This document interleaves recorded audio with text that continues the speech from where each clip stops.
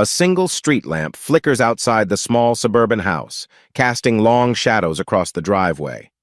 Lucas squints through his windshield as he pulls in, the clock on his dashboard flashing 12:30 a.m. The entire neighborhood seems asleep except for that faint light he noticed upstairs. A chill runs down his spine. Adriana should already be in bed. He steps out of his car, breath visible in the chilly night air. The wind rustles the branches overhead, and the distant hum of a neighbor's air conditioner underscores the unsettling quiet. Lucas walks up the porch steps, heart thumping faster than he'd like to admit. In his pocket, his phone buzzes. He ignores it, too focused on the strange glow coming from the second-floor window. When he opens the front door, he's greeted by darkness. The living room lamp is off, and the silence feels heavier than the midnight sky. Usually, the gentle hum of their aquarium filter or Adriana's light footsteps might fill the space with life. Tonight, though, nothing. He flicks on a table lamp. Its weak glow reveals the living room in disarray. One of Adriana's heels is tipped on its side near the couch, and a throw blanket lies crumpled on the rug. The sight makes his stomach twist. She's never this careless. "Adriana," he calls, voice echoing up the staircase. No answer. Halfway to the staircase, his toe kicks something hard. He looks down to see a wine bottle lying on its side, crimson drops still clinging to the glass. There's a faint wet spot on the hardwood floor. The aroma of sweet, tangy wine tickles his nose. That's fresh, he thinks, picking it up carefully. The bottle is only half empty. Why would she leave it here like this? He sets the bottle aside and heads upstairs, each step amplifying his unease. The overhead light at the end of the hallway flickers softly as if it might go out any second. He calls her name again, more urgently. Still no response. At the top of the stairs, the bedroom door stands ajar. He nudges it open with his shoulder, heart hammering. The bedspread is tossed aside, but it hasn't been slept in. A wave of confusion hits him. Where could she be at this hour? Then he spots Adriana's phone on the nightstand, the screen lit up with a text. The words on the lock screen make his blood run cold. Erase the evidence. The sender's number is unnamed. "What the hell?" he mutters, reaching for the phone. It's locked, of course, and a tiny voice inside warns him not to snoop, but the words, "erase the evidence," burn in his mind. He stands there, phone in hand, scanning the room for anything else amiss. Her purse is still there, on the dresser, which means she left in a hurry. The closet door is slightly open, revealing Adriana's coat hanger empty. A faint beep from the garage draws his attention. Lucas rushes back downstairs, flicking on the garage light. The glare reveals the place where Adriana's white Mercedes should be. It's gone. His pulse quickens. Why would Adriana drive off in the middle of the night, leaving behind her phone? And what's with that cryptic text? He tries to recall if she mentioned a late appointment or a friend in trouble. Nothing. She had told him earlier she'd be home all evening. Adrenaline surges, fueling his worry. He fishes out his own phone, checking for missed calls. Sure enough, there's a voicemail from a coworker, Wyatt, reminding Lucas about tomorrow's early meeting. No messages from Adriana. He hesitates, torn between calling the police or giving Adriana the benefit of the doubt. A part of him wants to believe there's a harmless explanation, maybe an emergency with a relative, or a real estate client in crisis. But the undone bed, the wine bottle, and the eerie text tell a different story. As he closes the garage door, the overhead bulb flickers ominously. Outside, the wind intensifies, rattling the shutters. The house feels colder, emptier. He returns to the living room, sets Adriana's phone on the coffee table, and sinks onto the couch, trying to still the tremor in his hands. "Where are you?" he whispers, staring at the blank TV screen. The question echoes in his mind. He thinks about the mortgage they just took on this place, his entire savings poured into it.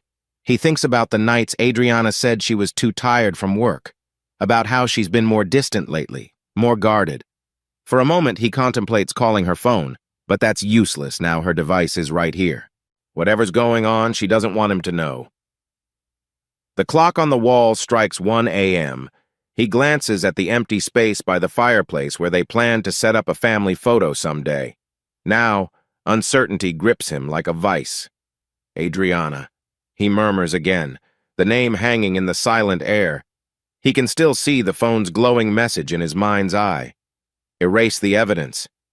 A heavy weight settles in his gut. Something is very wrong. He heads back to the bedroom, picks up the half-finished wine bottle, and closes the door behind him. Whatever secrets are brewing tonight, Lucas knows one thing for sure. The comfortable reality he believed in just a few hours ago is shattering before his eyes. The dawn light filters through thin curtains as Lucas hears the garage door creak open. He'd tried waiting up, but exhaustion finally pushed him into a restless sleep on the couch. Now he jolts awake to the hum of an engine. He rubs his eyes and peers out the window. Adriana's Mercedes rolls into the driveway. The clock reads 6:15 a.m. Anxiety tugs at him. She's been gone for hours, and there's no telling what she'll say.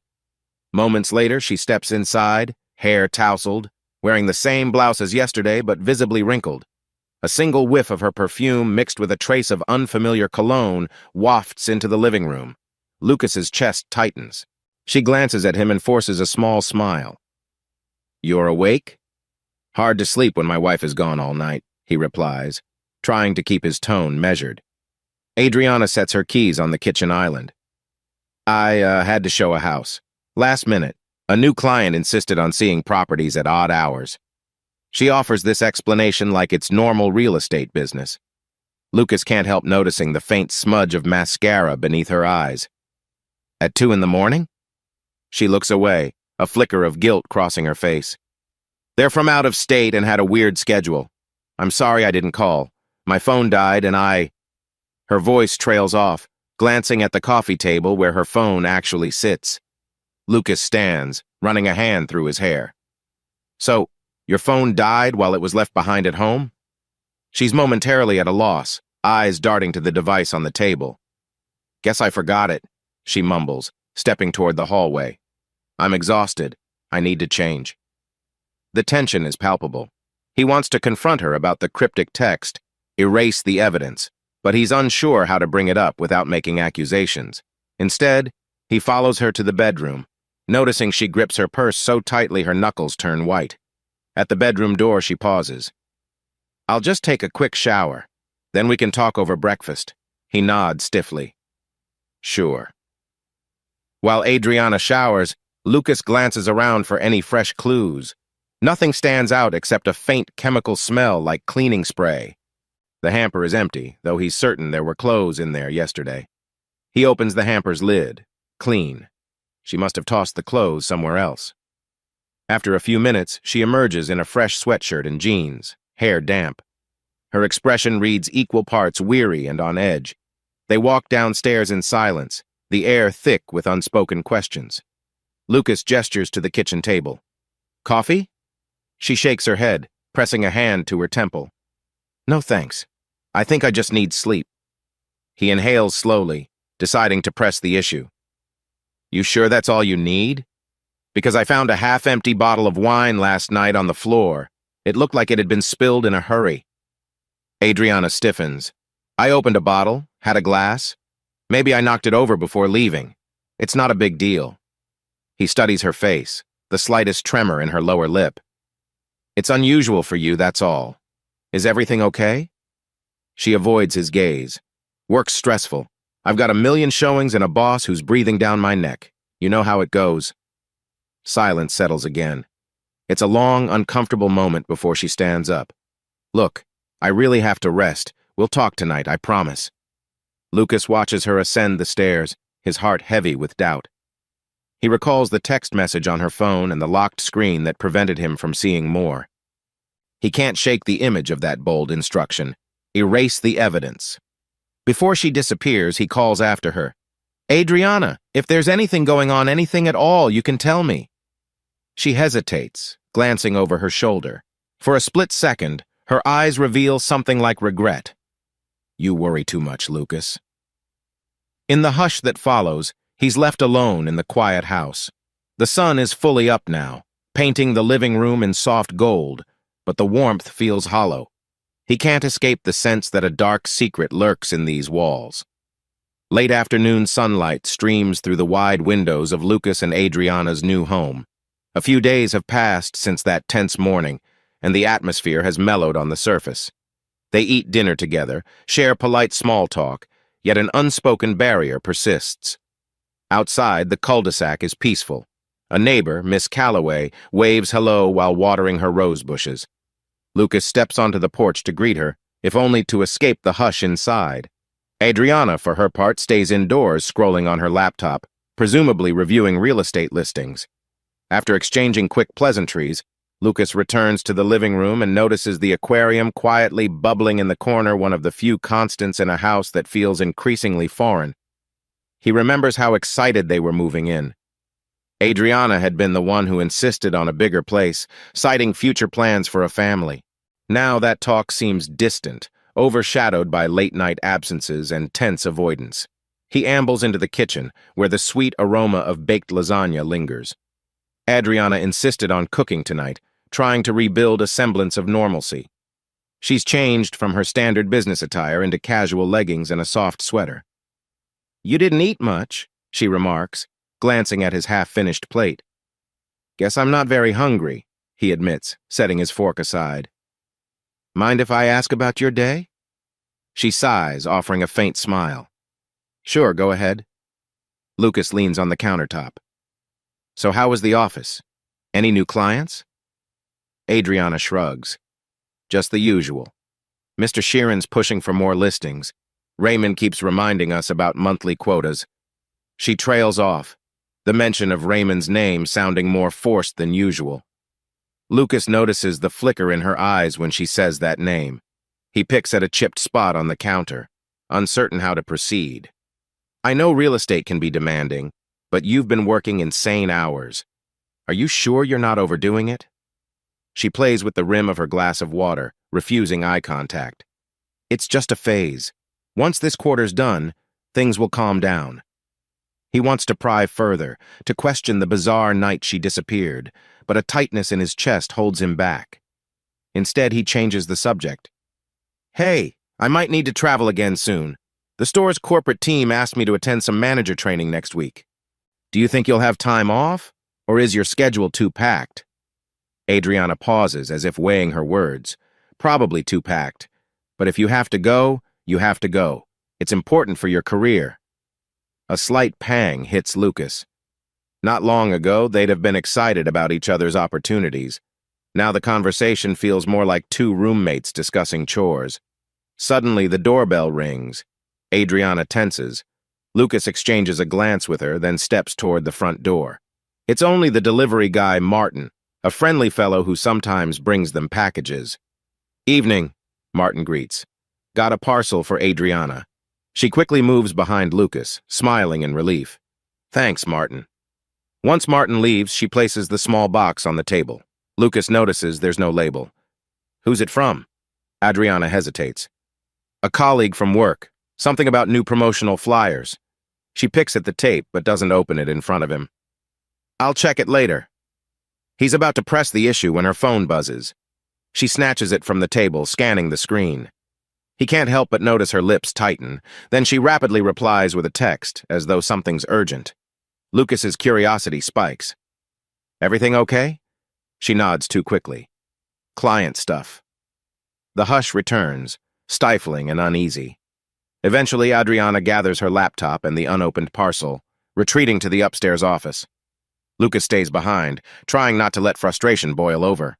So many little secrets. Phone calls, late-night drives, locked parcels. He paces the living room, recalling the version of Adriana he married, warm, open, unafraid to share every detail of her day. He passes by framed wedding photos perched on a side table, capturing them beaming on the beach, her hair dancing in the wind. Back then, trust was effortless. Now doubt gnaws at him. The more she hides, the more certain he becomes there's a storm on the horizon, one that might unravel everything they built together. Lucas stares at his laptop screen, the corporate email about the upcoming management conference glaring back at him. Tomorrow he's supposed to drive to the airport and catch a flight for a 3-day event. Under normal circumstances, he'd be excited this could be his stepping stone toward a higher position. Instead, a cold knot forms in his stomach, as if leaving Adriana alone might only deepen whatever wedge is between them. He glances at the time, 8:40 p.m. Adriana said she had to meet a VIP client tonight around 7. She promised she wouldn't be late, yet here he is, alone again, the house eerily quiet. Occasionally, he flips channels on the TV, hoping the noise will settle his nerves. It doesn't. By 9, he's texting her. "Are you okay? Haven't heard from you." No answer. 10 minutes later, he calls. Straight to voicemail. He sets down his phone, exhaling in exasperation. A sense of déjà vu creeps over him, reminding him of that tense night just days before. She had vanished then as well, only to reappear with shaky excuses. At 9:15, the front door finally opens. Adriana steps in, breathless. "Sorry," she says quickly, dropping her coat on the nearest chair. "The client took forever." Lucas stands, arms folded. "I've been trying to reach you." She fishes her phone out of her purse, fiddling with the settings. "Battery died. I couldn't get your calls." Something about her explanation feels too convenient. He bites his tongue. This isn't the time for a shouting match, and he's leaving tomorrow. Instead, he tries a gentler approach. "Listen, I need to talk to you before I go. Can we sit for a second?" They settle in the living room. Adriana keeps rubbing her palms together like she's nervous. The overhead light casts shadows on her face, emphasizing the dark circles under her eyes. Lucas clears his throat. "I'm flying out early. My flight is at 9 a.m. Are you still able to drop me off?" She nods absently. "Of course." He studies her, worried. "I know you're busy, but this conference is important. I'd like you to be there for me, you know?" He tries to smile, but it feels forced. Adriana manages a small nod. "Yeah, I get it. We'll leave here by 7, right?" He notices she won't hold eye contact. Something about her posture, legs crossed tight, shoulders hunched, gives away tension. "Sure, thanks." A long silence stretches between them until Lucas speaks again. "When I'm gone, I want you to be safe. These late-night meetings, I don't like how often you're alone in empty houses with strangers. Maybe I'm overreacting, but the world can be dangerous." She forces a chuckle. "That's sweet, but I can handle myself. I do appreciate your concern, though." He sighs, deciding to voice what's truly bugging him. "Adriana, you've been distant, and I can't shake the feeling something's off." He gently taps the armrest. "If there's anything you need to tell me, anything at all, maybe about work, maybe about us, you can." Her eyes dart to her phone, then back to him. For a moment, he thinks she might say something real, let down that guarded wall, but she simply shakes her head. "I'm just under pressure with these new buyers and Raymond's demands. I wish you wouldn't worry so much." Lucas forces a thin smile. "I'm trying not to. I want to trust you, trust that everything's fine." The tension in the room thickens. She stands abruptly. "I'm going to head up to bed. We have an early start, right?" He nods, suddenly drained. "Right." She disappears up the stairs. The moment she's out of sight, Lucas fishes out his phone to check the store's scheduling updates. A text from his coworker Wyatt pops up. "Hey, see you at the airport tomorrow. Good luck." He sets the phone aside and leans against the couch cushions, gazing around the dimly lit living room. Sunlight once warmed this space in the afternoons, highlighting the cheerful paint they picked together. Now it feels sterile, the walls closing in on him. He recalls that message he read on her lock screen, "Erase the evidence." He wonders if, while he's away, more of these bizarre midnight vanishings will happen. If she's in trouble, he wants to help. If she's hiding something else, well, that's a conversation he's not ready to have. Dragging himself upstairs, he passes the guest room. He notices the door is cracked open. Inside, a few boxes from their move remain unpacked. He can't remember the last time they unboxed anything together, full of excitement and plans for the future. That memory seems like a faraway dream. He reaches the bedroom. Through the slightly open door, he can hear Adriana's soft breathing, as though she fell asleep the instant she lay down. Tomorrow, he'll fly out and be gone for 3 days. The unease churns in his gut like a warning. Once he's back, he might need to face the truth, whatever it may be. The bustling swirl of travelers, rolling suitcases, and echoing flight announcements envelops Lucas as he paces near the security checkpoint at Jefferson Regional Airport. It's mid-morning, and he has about 40 minutes before boarding begins for the corporate management conference. Despite the loudspeaker calling out flight delays, his mind is stuck replaying the events of last night. He glances at his phone, scrolling through missed texts from coworkers. Wyatt, his colleague, has already taken an earlier flight. Another message is from Flynn, head of the store's security division, reminding Lucas to let him know if there's any new shrinkage issue at the supermarket. That's when an idea sparks. Flynn has connections with private investigators. Maybe it's time to act. Lucas taps on Flynn's contact. The phone rings twice, and Flynn picks up with a gravelly, "Hello?" "Hey, Flynn, it's Lucas," he begins, his voice tense. Sorry to bother you so early, but I need a personal favor. I recall you mentioned a detective agency that helps track employee theft. Do you still have their info?" Flynn's tone shifts, curiosity piqued. "Yeah, sure. Everything okay on your end? This about the store?" Lucas swallows, stepping aside as two flight attendants rush by. "It's, actually personal. I'd rather not go into details, but it involves someone close to me. I need to find out if they're—" He hesitates, feeling a flush of shame. "Let's just say I need answers." Flynn doesn't press. "Got it. The agency's run by Willow Carter. She's discreet, thorough. I'll text you her number. Let her know I recommended you." Less than a minute after hanging up, Lucas's phone dings with Willow's contact details. He drags his carry-on to a quieter corner by the large windows, watching planes glide in and out, their engines a steady roar. His heart races as he dials the new number. "This is Willow." A calm, confident female voice answers. "Hi, Willow. My name is Lucas. Flynn from Maple Ridge Superstore suggested I call. I need surveillance on my wife." The moment he says "my wife," a wave of guilt knots his stomach. Willow's tone remains businesslike, but not unkind. "All right, Lucas, tell me what's going on." He gives her the basics. Adriana's late nights, the suspicious text, the vanishing act with her Mercedes, her nearly about being home while she was clearly somewhere else. He omits the name Raymond, only because he still hopes this might be a misunderstanding. Willow listens intently, occasionally scribbling notes in the background. "How soon do you need me on this?" she asks, voice steady. "As soon as possible," Lucas replies. "I'm leaving for a conference, so if something happens while I'm away—" Willow cuts in gently. "Time is essential. I can start tonight. I'll need your wife's vehicle make, model, plate number, and any routine info you can share. Also, I do require a retainer." Lucas glances at the line forming at his gate. "No problem," he says, fishing out his wallet. "I'll text you everything, her license plate, address, workplace, once I sit at my gate. Just keep me in the loop." "Will do, Lucas," Willow affirms. "I'll keep this strictly confidential." He ends the call, exhaling in relief mixed with dread. The overhead speakers announce his flight is now boarding. Adrenaline pulses through him. He's officially hired a PI to investigate his own wife. Squeezing into the crowded aircraft, he finds a window seat next to a middle-aged woman who's busy checking her email. Outside, rain droplets smear against the cabin windows, the runway glistening in the gray mid-morning light. Lucas's thoughts storm inside his head just as fiercely.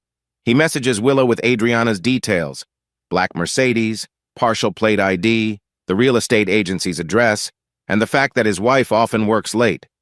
Then he sends her a deposit through an online payment app. The plane taxis onto the runway, and Lucas leans his head back, swallowing against the tightness in his throat.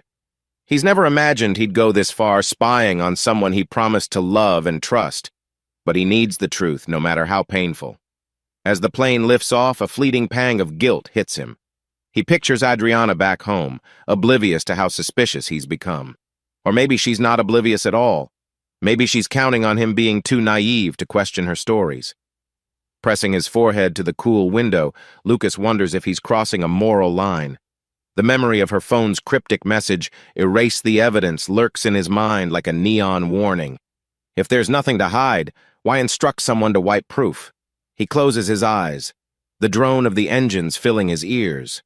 Focus on the conference, he tells himself. But beneath the hum, his emotions churn, heartbreak, anger, and an urgent desire to find out who Adriana really is when he's not looking. By the time the seatbelt sign dings off, Willow's plan is already in motion. Lucas scrolls a final time through the photos he has of Adriana, those radiant honeymoon smiles, beach snapshots, dinner parties. He wonders how they got here, To this lonely vantage point at 30,000 feet, chasing after a truth he's terrified to discover. He shuts his phone and tries to calm his racing pulse. The conference awaits, but part of his mind remains fixed on the uneasy, drifting world he left behind at home. Late afternoon sunlight slants through a wall of glass windows in the downtown Marriott's conference hall. Rows of stiff-backed chairs face a raised podium, where a regional director drones on about inventory management. Lucas sits somewhere near the middle, tie slightly askew, mind barely engaged in the presentation. His phone, set to vibrate in his pocket, suddenly buzzes. His heart jumps. Willow? He discreetly slips out of his seat and edges past a few colleagues, offering them strained smiles. Once out in the corridor, he answers. "Lucas, it's Willow," comes the low, businesslike voice. "I've got news." He moves farther away from the conference doors. "Already?" A flash of hope surges. Maybe it was all a misunderstanding. Willow exhales. "Adriana had a visitor last night at your house. A man. I have photos time-stamped between 9 p.m. and midnight. He arrived alone, stayed until morning." Lucas's breath catches, and he grips the phone tighter. "Who is he?" She hesitates. "I ran his plates. A guy named Raymond Pierce. He's listed as the manager at Sheeran Realty." Hearing the name slams his gut like a punch. He'd known about Raymond from casual mentions Adriana's boss, but never once did he picture the man creeping into his home at night. Willow's voice softens. "Lucas, I'm sorry. I can send the pictures if you want proof. I also saw them hugging on your porch. Pretty intimate." His stomach reels. "Yeah, send them," he manages. "Thank you." They hang up and he stands frozen in the hallway, air feeling thick as tar. A housekeeping cart squeaks past, and an elderly hotel guest eyes him curiously. Lucas can't mask the turmoil on his face. He calls up the text thread with Willow. 3 images load, the unmistakable silhouette of a tall man in an expensive suit, stepping onto Lucas's porch. Another shot, this time with Raymond leaning in, Adriana meeting his kiss, arms around his neck. And the final one at dawn, Raymond leaving with an affectionate goodbye at the threshold. The timestamp on the final image reads 6 a.m. Lucas fights the urge to punch a nearby wall. He never truly believed Adriana would do this. Sure, he suspected something shady, but this, her boss, in their marital home, overnight snaps him into a cold fury. A colleague, Rob, pokes his head out of the conference room. "Hey, Lucas, everything good?" The director's about to do a kianda. Lucas forces a blank look. "Tell them I need a few minutes." Rob nods sympathetically, slipping back inside. Heart pounding, Lucas steps into a secluded corner behind a large potted palm. He scrolls the pictures again, each one confirming his worst fear. Adriana lied. And not just about working late, she brought this man, Raymond, into Lucas's own bedroom. She'd promised him love, loyalty, the future they both said they wanted. Now he's left feeling like a fool, an outsider in his own life. A swirl of betrayal and anger surges. He imagines Raymond in his living room, probably sipping the wine she left behind. Something primal inside him demands retribution. He texts Willow, "Keep following them. I need to know if this continues. Do whatever it takes." Her reply is almost immediate. "Will do, but be careful, Lucas. Emotions run high." He pockets his phone, returning to the conference with a mask of composure. The remainder of the session is a blur of slides about profit margins and staff scheduling. He scribbles random notes, mind wholly elsewhere. Each minute, he fights back the image of Adriana in Raymond's arms, in their bed, violating every vow. That evening, the conference hosts a networking mixer in the hotel lobby. Lucas drifts through the crowd of managers and district heads with a forced politeness. They talk about store expansion, seasonal hiring. He nods, tries to sound interested. Inside, he's numb. Sometime around 7 p.m., he sneaks out to the rooftop terrace. The sky glows pink and orange. He pulls out his phone again, rechecking Willow's updates. Nothing new. Raymond apparently left town for some meeting, and Adriana was in the office the rest of the day. Staring at the sunset, Lucas's thoughts darken. Adriana has humiliated him. He wonders if this is brand new or if it's been going on for months. The memory of their wedding day flickers her beaming smile, the white dress, the promises that felt so sincere. He realizes with grim resolve he won't let her walk away with his finances. The law might force him to share property and money. But maybe there's a way to make them both pay for what they did. The terrace door opens and Wyatt steps out, drink in hand. "Hey man, you missed half the mixer. Everything okay?" Lucas musters a half smile. "Yeah, just a lot on my mind." Wyatt notices his clenched jaw. "You look like you could use a stiff drink. Come on, the bar's still open." Lucas nods, following Wyatt inside. But deep in his heart, a new determination burns. He'll find a way to protect himself, even if it means crossing moral lines. The next day, the conference schedule is packed with workshops and discussion panels. Yet the topics supply chain strategies, customer service protocols feel trivial to Lucas. He goes through the motions, sits in breakout sessions, jots a few notes. All the while, his phone remains clutched in his hand, awaiting another update from Willow. By midday, the cafeteria area on the second floor bustles with attendees. Over trays of lukewarm pasta and salad, managers mingle and swap business cards. Lucas spots Duncan, an old co-worker who transferred to a different branch after his own messy divorce.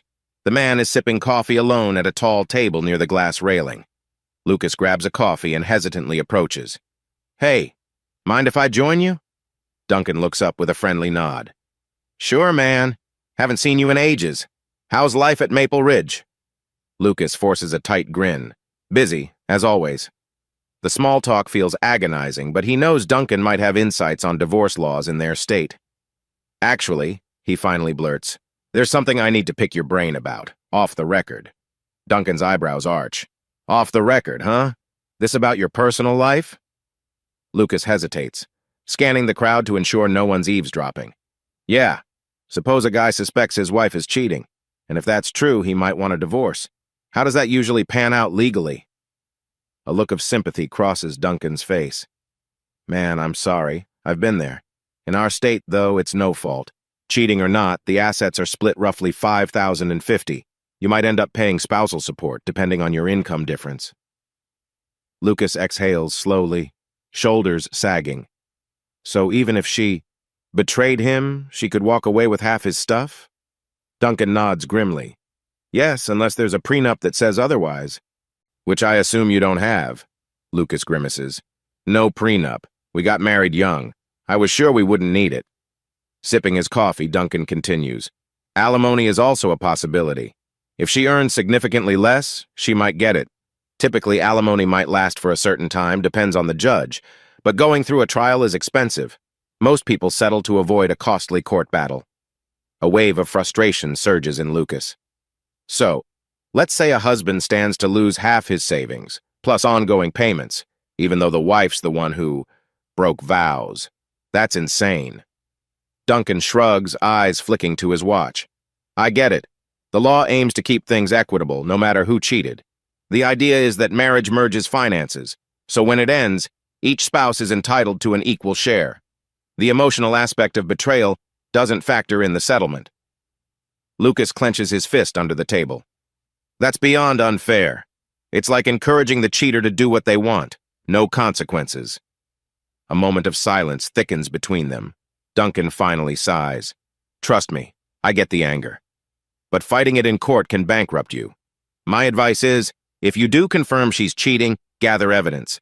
You can sometimes leverage it during negotiations, but you can't rely on the judge to care about infidelity." Lucas nods stiffly. "Thanks, Duncan. I appreciate your honesty." Before parting, Duncan pats him on the shoulder. "Don't let it eat you alive, man. Take it one step at a time." Lucas stands there, coffee gone cold in his hand, watching Duncan blend back into the crowd of managers. The conversation leaves him both enlightened and enraged. The law won't punish Adriana for her betrayal. In fact, she could end up reaping a financial windfall from him. Later, back in one of the breakout rooms, he attempts to focus on a training video about customer retention. The instructor's enthusiastic pitch about loyalty programs grates on him. Meanwhile, each tick of the clock drags. He can't wait to get back to his hotel room and check for updates from Willow.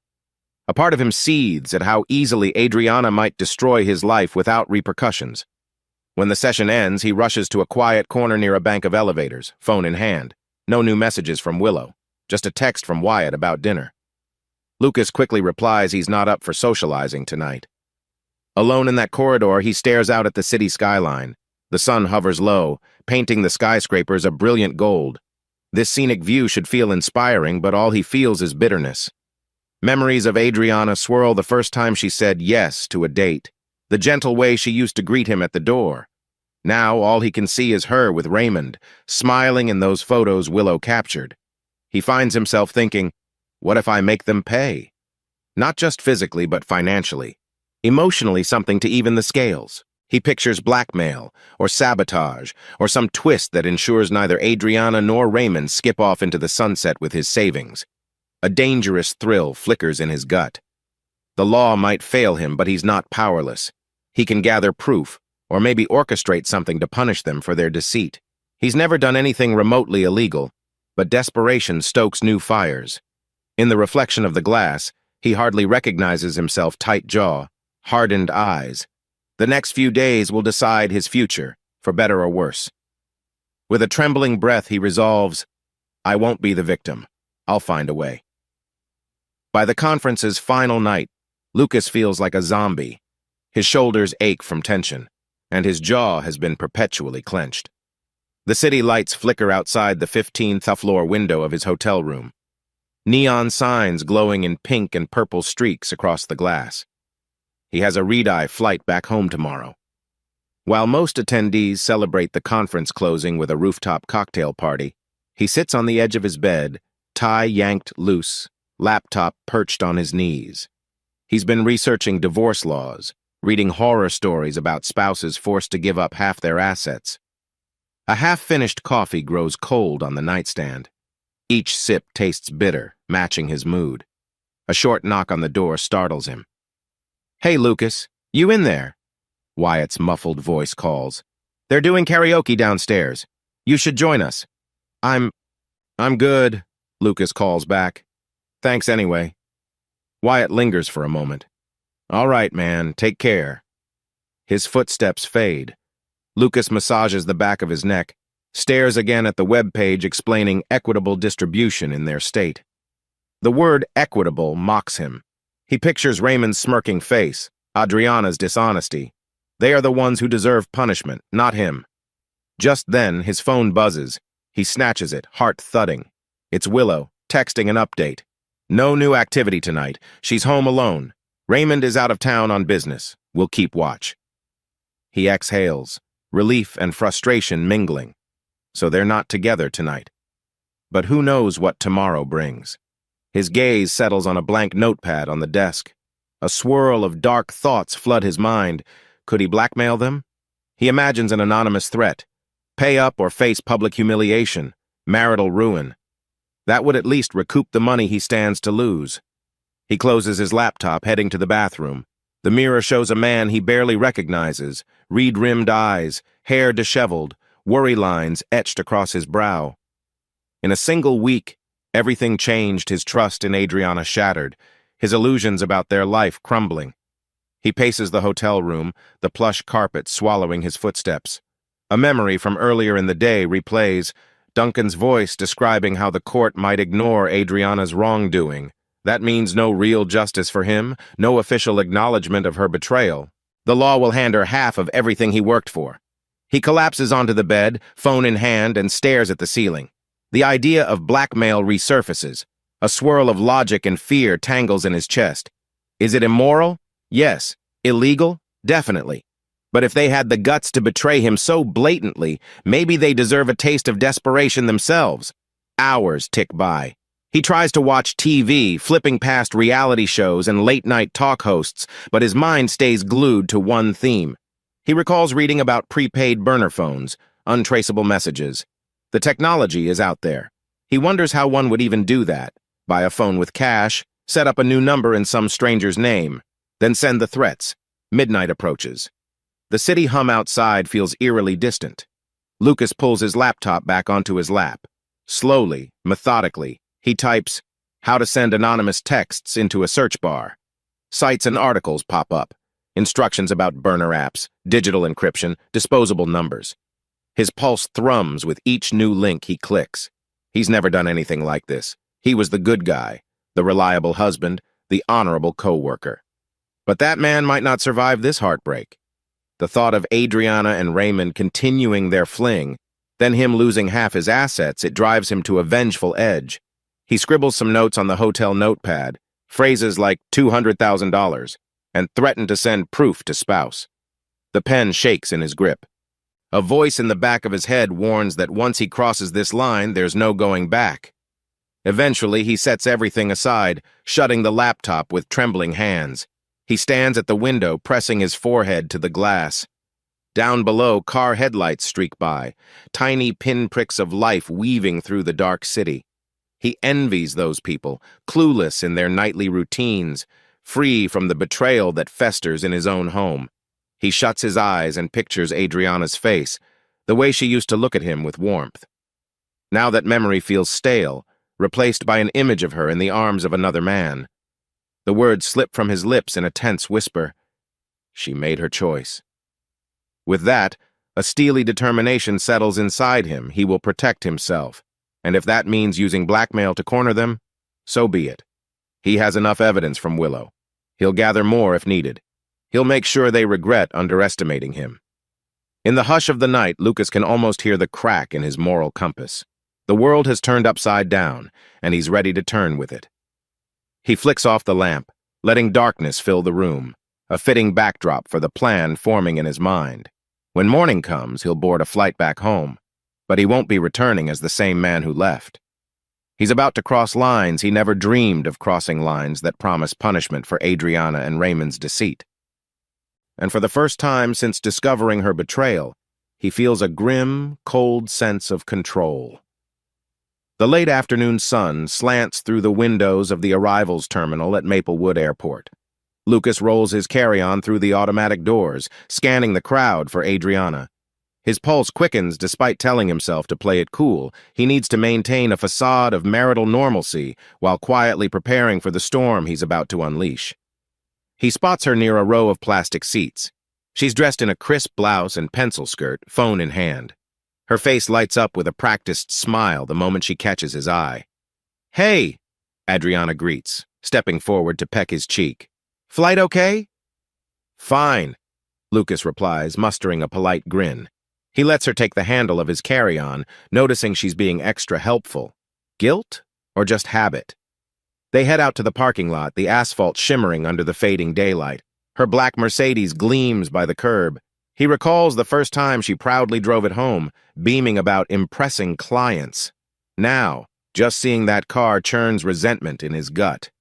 Inside, the AC blasts on. As Adriana maneuvers through traffic, Lucas decides to keep conversation light. He doesn't want her suspecting he's changed, that beneath his collected exterior, he's seething with betrayal. "How was the conference?" she asks, glancing sideways. He shrugs. "Long days, lots of presentations on store policies. Nothing too thrilling." He pauses, tapping his phone. "What about you? Work going all right?" Her grip on the steering wheel tightens. "Busy as usual. Raymond's been on me about new listings. You know how it is." Lucas fights to keep a neutral expression at the mention of Raymond. "Sure." When they pull into their driveway, the house stands just as he left it: tidy lawn, neat flower beds. But it feels darker in his eyes now, tainted by the memory of Raymond's overnight stays. They lug his suitcase inside. Adriana lingers near the staircase. "So, I was thinking we could get takeout, unless you're too tired." He forces a smile. "Takeout sounds great. Pizza, maybe?" She nods, seemingly relieved. "I'll order. You go ahead and shower." Lucas heads upstairs, the door clicking shut behind him. In the bedroom, he drops his suitcase onto the floor with a thud. This is where Raymond once stood, presumably with her, and a bitter taste floods his mouth. While the shower runs, Lucas fishes out his phone. He opens a hidden folder containing the photos Willow sent proof of Adriana's affair. Proof he can use against both Adriana and Raymond. His heart pounds as he scrolls through them. Adriana welcoming Raymond at the door, the close embrace, the time-stamp verifying everything. This will be his ammunition for blackmail. He breathes shakily, then locks the phone screen. Time to act. An hour later, they sit at the kitchen table, half-empty pizza box between them. Adriana fiddles with her napkin, occasionally meeting Lucas's gaze with cautious politeness. He talks about mundane store updates, new staff hires, an upcoming product launch. She nods, adding her own bits about real estate clients. Eventually, she stretches, stifling a yawn. I'm beat. Mind if we finish the rest of this tomorrow? He forces a casual shrug. Sure, I'll clean up. She smiles, grateful, then heads upstairs to the bedroom. Once her footsteps disappear above, Lucas scoops up the pizza box. He dumps the remains in the trash, washes the plates with robotic efficiency, mind churning with the plan he's about to initiate. In the living room, he unlocks a small desk drawer where he stashed a cheap flip phone bought with cash from a convenience store 2 days ago, a so-called burner phone. He powers it on, heart hammering. He spent hours researching how to send anonymous texts. He has the photos of Adriana and Raymond on an SD card. His plan is to text these two from the burner, setting a trap that'll make them squirm, force them to cough up hush money. So far, his biggest fear has been leaving any digital footprint that might link back to him, but he's decided the risk is worth it. The phone boots up slowly, screen casting a faint glow in the dim living room. He inserts the SD card, copying a select photo, one that captures Adriana and Raymond's faces in a damning kiss.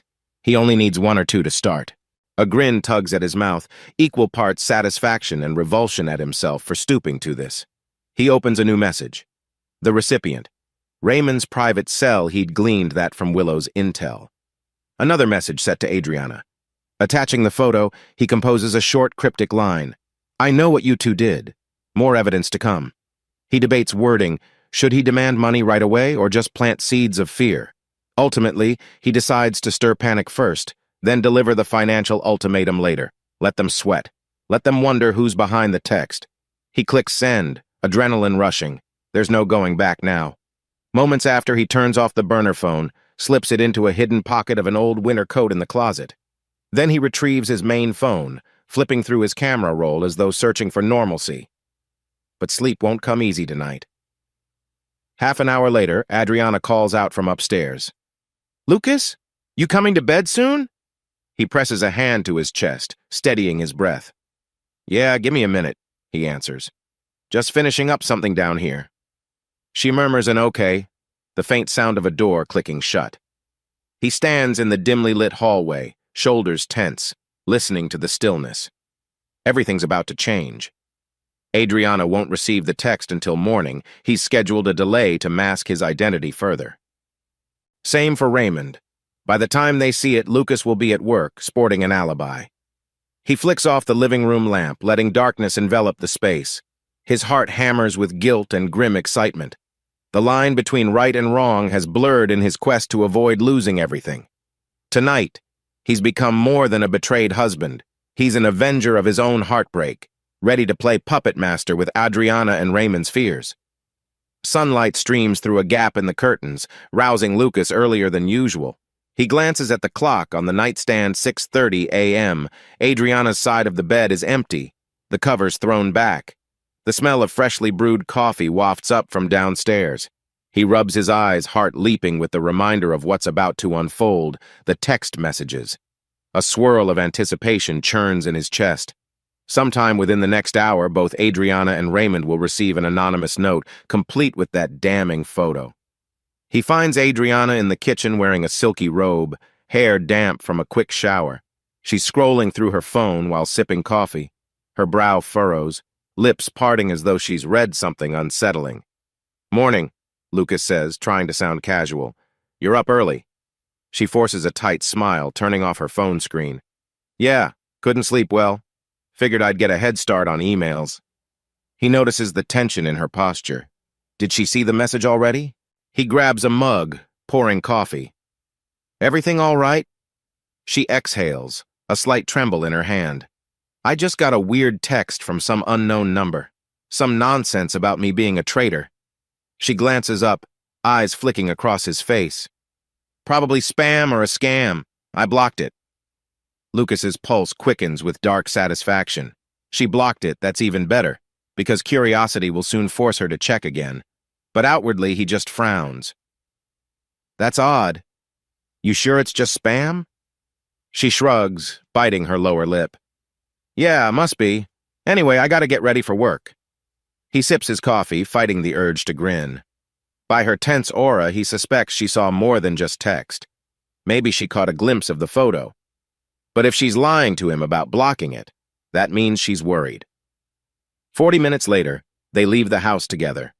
Adriana is scheduled to show properties to a new client, so she's in a tailored blazer over a pencil skirt, phone clutched in her hand.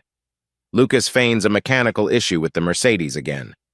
He suggests they take his car so he can drop her off, but she insists the Mercedes runs fine now. They part ways on the driveway, each getting into their own vehicle. Before he backs out, he checks the burner phone, making sure it's off. He'll power it on later, see if they replied. Shortly after 7 a.m., Lucas arrives at the grocery entrance of Maple Ridge Superstore, where he's the assistant manager. The store bustles with early morning shoppers, trolleys squeaking through the aisles. He exchanges quick greetings with staff. To them, he's the dedicated co-worker who just got back from corporate training. His office is a cramped space behind the customer service desk, a metal desk, a battered office chair, some motivational posters. Lucas sits down and turns on his computer. While going through emails about scheduling and supply shipments, his mind keeps drifting to how Adriana must be reacting to that photo. Flynn, the security head, stops by with the daily shrink reports. "Morning, Lucas. How was the conference?"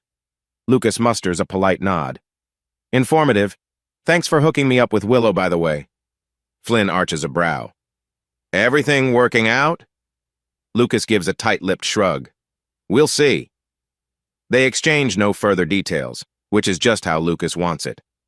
After Flynn leaves, he checks his watch, 8:15 a.m. The tension in his gut coils tighter.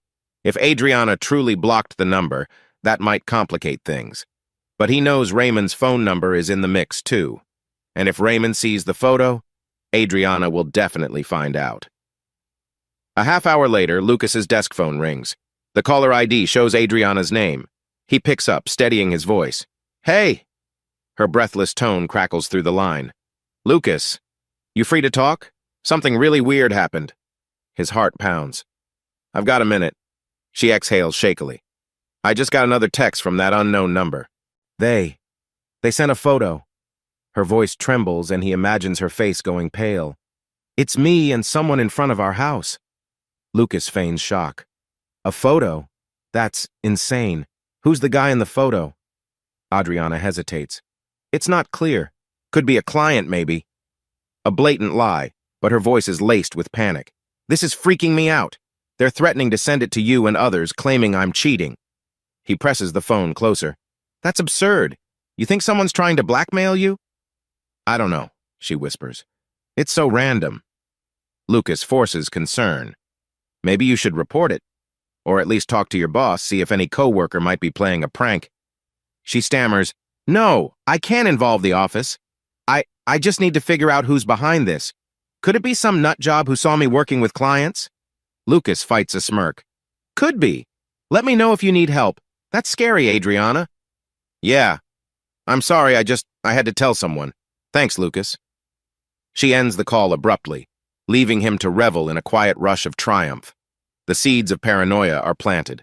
Before lunch, he steals a moment to step outside the store and power on the burner phone. A text from Raymond pings. Raymond: "Who is this? If you think you have dirt on me and Adriana, you're mistaken." Lucas's eyes blaze with vindictive glee. He quickly types a reply. "I know you two. I have pictures. You'll both be destroyed unless you comply.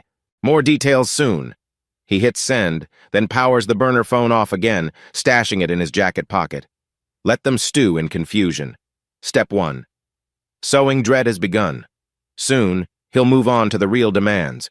Returning to his office, he exhales shakily. His heart thrums with adrenaline.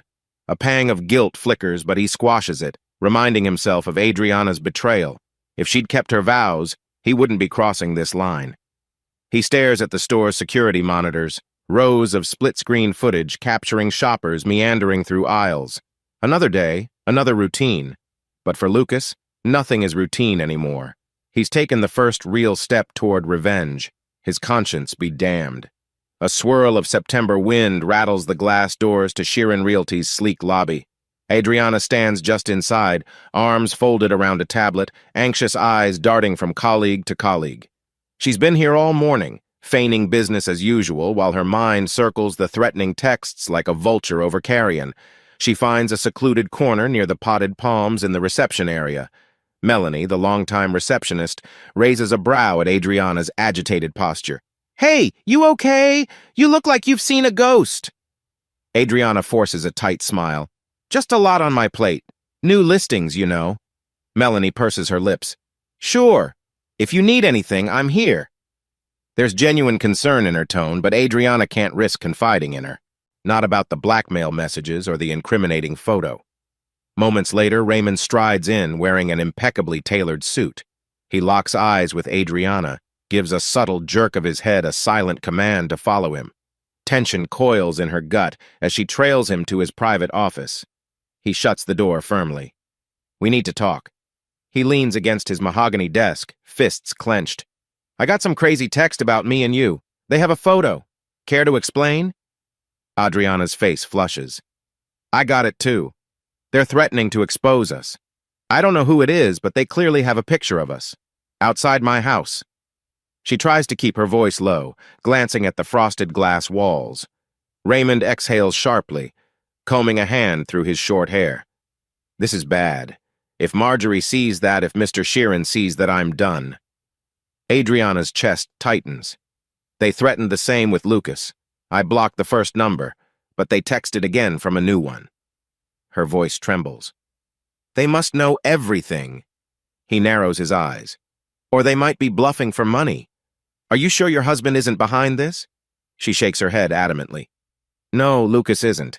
He's not the type to run a covert scheme. He'd confront me directly if he knew." Raymond huffs. "Then who else? One of the neighbors? Some co-worker wanting to sabotage us?" Adriana paces, heels clacking on the polished floor. "We can't tell the office. You know how gossip spreads, and we definitely can't let your wife find out. She'll tell her father we'd both be out of a job." A heavy silence falls. Then Raymond mutters, "We have to figure out what they want. If it's money, maybe I can cover it." Adriana's stomach drops. The memory of the cryptic text, "More details soon," looms large in her mind. "That's probably it," she whispers. "Blackmail. But how much?" Raymond grimaces. "No idea. But let's be clear. If they're aiming for a big payout, we both might have to contribute. I can't risk suspicious transactions from my account." She flinches at the implication she might need to pour in her own savings to protect them both. Nausea churns at the thought. She's already living on the edge of her budget, thanks to the fancy car lease and big wardrobe, but the alternative? Lucas discovering her affair. That's unthinkable. A sharp knock on the office door startles them both. Melanie's voice carries through the frosted glass. "Raymond, your 2 o'clock is here." He clears his throat. Thanks, Mel. I'll be right out." Then he fixes Adriana with a stern gaze. "We keep this quiet. If you get any more messages, forward them to me. We handle this together." Adriana nods and hurries out, feeling Melanie's curious glance follow her. Once at her own desk, she exhales shakily. She tries to focus on property listings, but her phone resting on the desk feels like a ticking bomb. At noon, she runs to a nearby coffee shop, phone in hand. In a quiet corner booth, she dials Raymond. He picks up after the first ring. "Anything new?" she asks, voice taut. "No, you?" She rubs her temple. "Nothing yet." After a beat, she adds, "Raymond, do you think we should pay them if they ask for money?" A frustrated sigh crackles through the line. "I hate the idea of giving in, but if it keeps this from Marjorie and your husband, maybe it's worth it. Let's see what they demand first."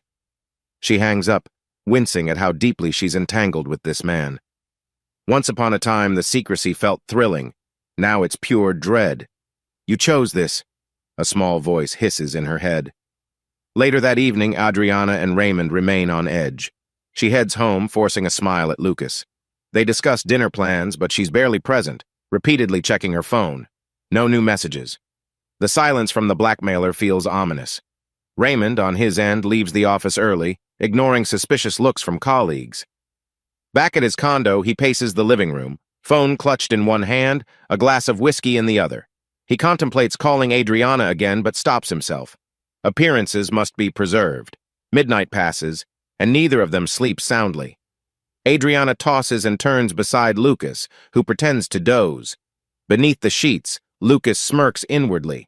His delayed messages are working like a charm, plunging them into uneasy waiting. He's decided to hold off on the next text until he sees them squirm. He wants them at each other's throats, paranoid, mistrustful, desperate. Only when they're truly on edge will he drop the hammer of a large monetary demand. Sometime before dawn, Adriana slips out of bed, pads softly to the living room couch. Lucas can hear her muffled sob. A pang of pity lances through him, but it's overshadowed by the anger stoking his vengeance. By morning, Raymond and Adriana will unite in secrecy, trying to guess who's behind the scheme. They'll suspect each other, suspect neighbors, maybe random employees. But never Lucas, the dutiful husband who greets them with oblivious smiles. The plan is unfolding exactly as he envisioned. A slow, methodical coil of fear that ensures they can't fight back without exposing themselves. He can taste their panic, and it's sweet, a twisted balm for his wounded pride. Lucas exhales a shaky breath as he stares at the text he's about to send. He's perched in a cramped storage room at the back of the supermarket, bright fluorescent lights humming overhead. Around him, tall shelves of cleaning supplies cast angular shadows on the floor. Time for the ultimatum. He's let Adriana and Raymond stew for days now, bombarding them with vague threats and the incriminating photo. They're hooked, panicked. He's certain they'll be ready to comply with demands, if only to keep their affair under wraps. He types into the burner phone. $200K. Cash. Non-negotiable. If you fail to pay, I'll send every photo to both your spouses and to your colleagues. You have 3 days to respond. He attaches a second photo, one from inside Adriana's front door, showing Raymond's arm wrapped around her waist. The timestamp is front and center. Proof it's no old rumor but a recent damning event. His thumb hovers over send, adrenaline pounding like a drum in his ears. This is the point of no return, but he sets his jaw and presses the button. The text whooshes away into the digital ether, aimed at both Adriana's phone and Raymond's. He kills the phone's power immediately, stowing it in his locked backpack. No sense letting them track him or spam him with calls. They'll spiral into desperation soon enough. Exiting the storage room, Lucas straightens his store uniform, adopting a calm mask. Outside, the hustle of shoppers and employees hums as usual. He checks the time, 2 p.m. on a typical day. He'd be dealing with inventory restocking or staff scheduling. Today, his mind is a storm of dark satisfaction. At the customer service desk, one of the cashiers, Layla, waves him over. "Hey, boss, we have a return issue. Customer says they bought the wrong item but lost the receipt." He musters a polite nod, stepping behind the counter. As he processes the return, he can't help glancing at his personal phone, half expecting Adriana to call with frantic pleas. But she doesn't. The tension in his chest tightens. Meanwhile, at Sheeran Realty, Adriana is in the middle of a meeting with prospective sellers. She's half listening to their remarks about square footage when her phone buzzes. She slides it off the table to her lap, checking the screen discreetly. The text preview makes her heart slam. $200K or your spouses see everything. Her mind blanks. She stutters something about finishing the discussion tomorrow, stumbling through an apology to her baffled clients. She practically bolts from the meeting room, ignoring Melanie's concerned look. In the restroom, she locks the stall door, dread pulsing in her veins. $200,000? She can't possibly gather that alone. She has savings, but nowhere near that figure. Her eyes sting with tears. The blackmailer knows exactly how to corner her. She quickly calls Raymond. He picks up, voice terse. "Busy right now." She blurts, "They want 200 grand, or they expose us." A moment of silence. Then Raymond curses under his breath. "That's insane. Do you have that kind of money?" "No, of course not." She leans her forehead against the cold metal stall wall. "Do you?" He huffs. "I can pull some cash from my safe deposit box, but not the full amount. Maybe 100K if I liquidate a few things. But I need time." Her voice wobbles. "We only have 3 days." Another pause. "We'll figure it out. Let me think." He lowers his voice. "I have some hidden funds from property deals cash under the table, but we can't deposit large sums at once. The bank flags anything above 10K. We might have to do this incrementally. She shudders at the idea of her boss and lover admitting shady financial dealings. But this is life or death for their reputations. We'll do whatever we must. Just don't back out on me, okay? He promises he won't, but she senses tension in his tone. Could Raymond be questioning if she's worth the trouble? The stall's fluorescent light buzzes, matching her frantic heartbeat. Raymond ends the call, pressing his palms against the edge of his sleek office desk. A swirl of panic and anger floods him. 200 grand is steep, but he might manage if he dips into the unreported kickbacks he's squirreled away. The real risk is explaining any large withdrawals to his wife, Marjorie, who keeps a sharp eye on their joint accounts. He slumps into his leather chair. This blackmailer must have done their homework, referencing his safe deposit box. That means they know more than just the affair. They might know about his financial secrets, too. His mind spins with possible suspects: a disgruntled contractor, a rival agent, maybe one of Mr. Sheeran's cronies. He can't decide who would hate him enough to orchestrate this. Finally, he steadies himself. They want a lot of money, but paying might be safer than letting those photos surface. If Marjorie sees them, she'll divorce him instantly, and her father owns Sheeran Realty. Raymond would lose his job, his marriage, and any claim to their fancy home. He opens a desk drawer, pulling out a locked notebook containing various codes. Among them is the safe deposit box number. Tomorrow he'll start withdrawing sums under 10K each day to avoid suspicion. Adriana can chip in something. They have to keep Lucas and Marjorie in the dark. That evening, both Adriana and Raymond spend hours quietly texting each other, trying to devise a plan to raise $200K in time. They agree to meet in a secluded corner of a local park the next day, away from prying eyes. The stress eats at them: lack of appetite, restless minds.